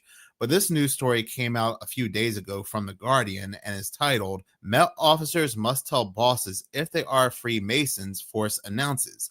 Move comes amid fears that requirement for Freemasons to protect each other could lead to corruption. So they really want us to believe that the bosses are not free peoples, that those in charge of the police force, whether it's the Metropolitan Police over in Britain or here in the United States or wherever, are not a part of the Free People organization. It's just the underlings. Does anybody truly believe that? This is the worst case of gaslighting I have seen in quite some time. So basically, the Freemason police officer is just going to go to his Freemason police boss and say, hey, I'm a Freemason, and that is that. Continue to read the article. It says, Britain's largest force said anyone who was part or had been a member of a hierarchical organization that required members to support and protect each other must declare it. The body representing Freemasons condemned the rule and said it would consider legal action. The issue of Freemasons in the Met has been long running, but previous commissioners have either thought tougher rules were not justified or not worth the pain. The current commissioner, Mark Rowley, was moved to act as part of his drive to show the public the force can be trusted. And that's all this is. It's an act. It's an act for the public. Does anybody out there truly believe that the police, which are a brotherhood fraternity, do not have a boss which is in charge of the brotherhood? Does anybody out there honestly believe that? I mean, it even says right here, The Guardian also understands, however, that a recent case of alleged wrongdoing in the force contains allegations that acts under investigation may be linked to Freemasonry. The Met has held intelligence for years of potential corruption linked to personal relationships formed through memberships of the Freemasons, but nothing has been proved, and it never will be, because they protect each other, and they always will. This is just gaslighting. But in any case, thank you so much for watching. If you like this channel and you want to see more, please subscribe. If you're already subscribed. Kofi, follow me.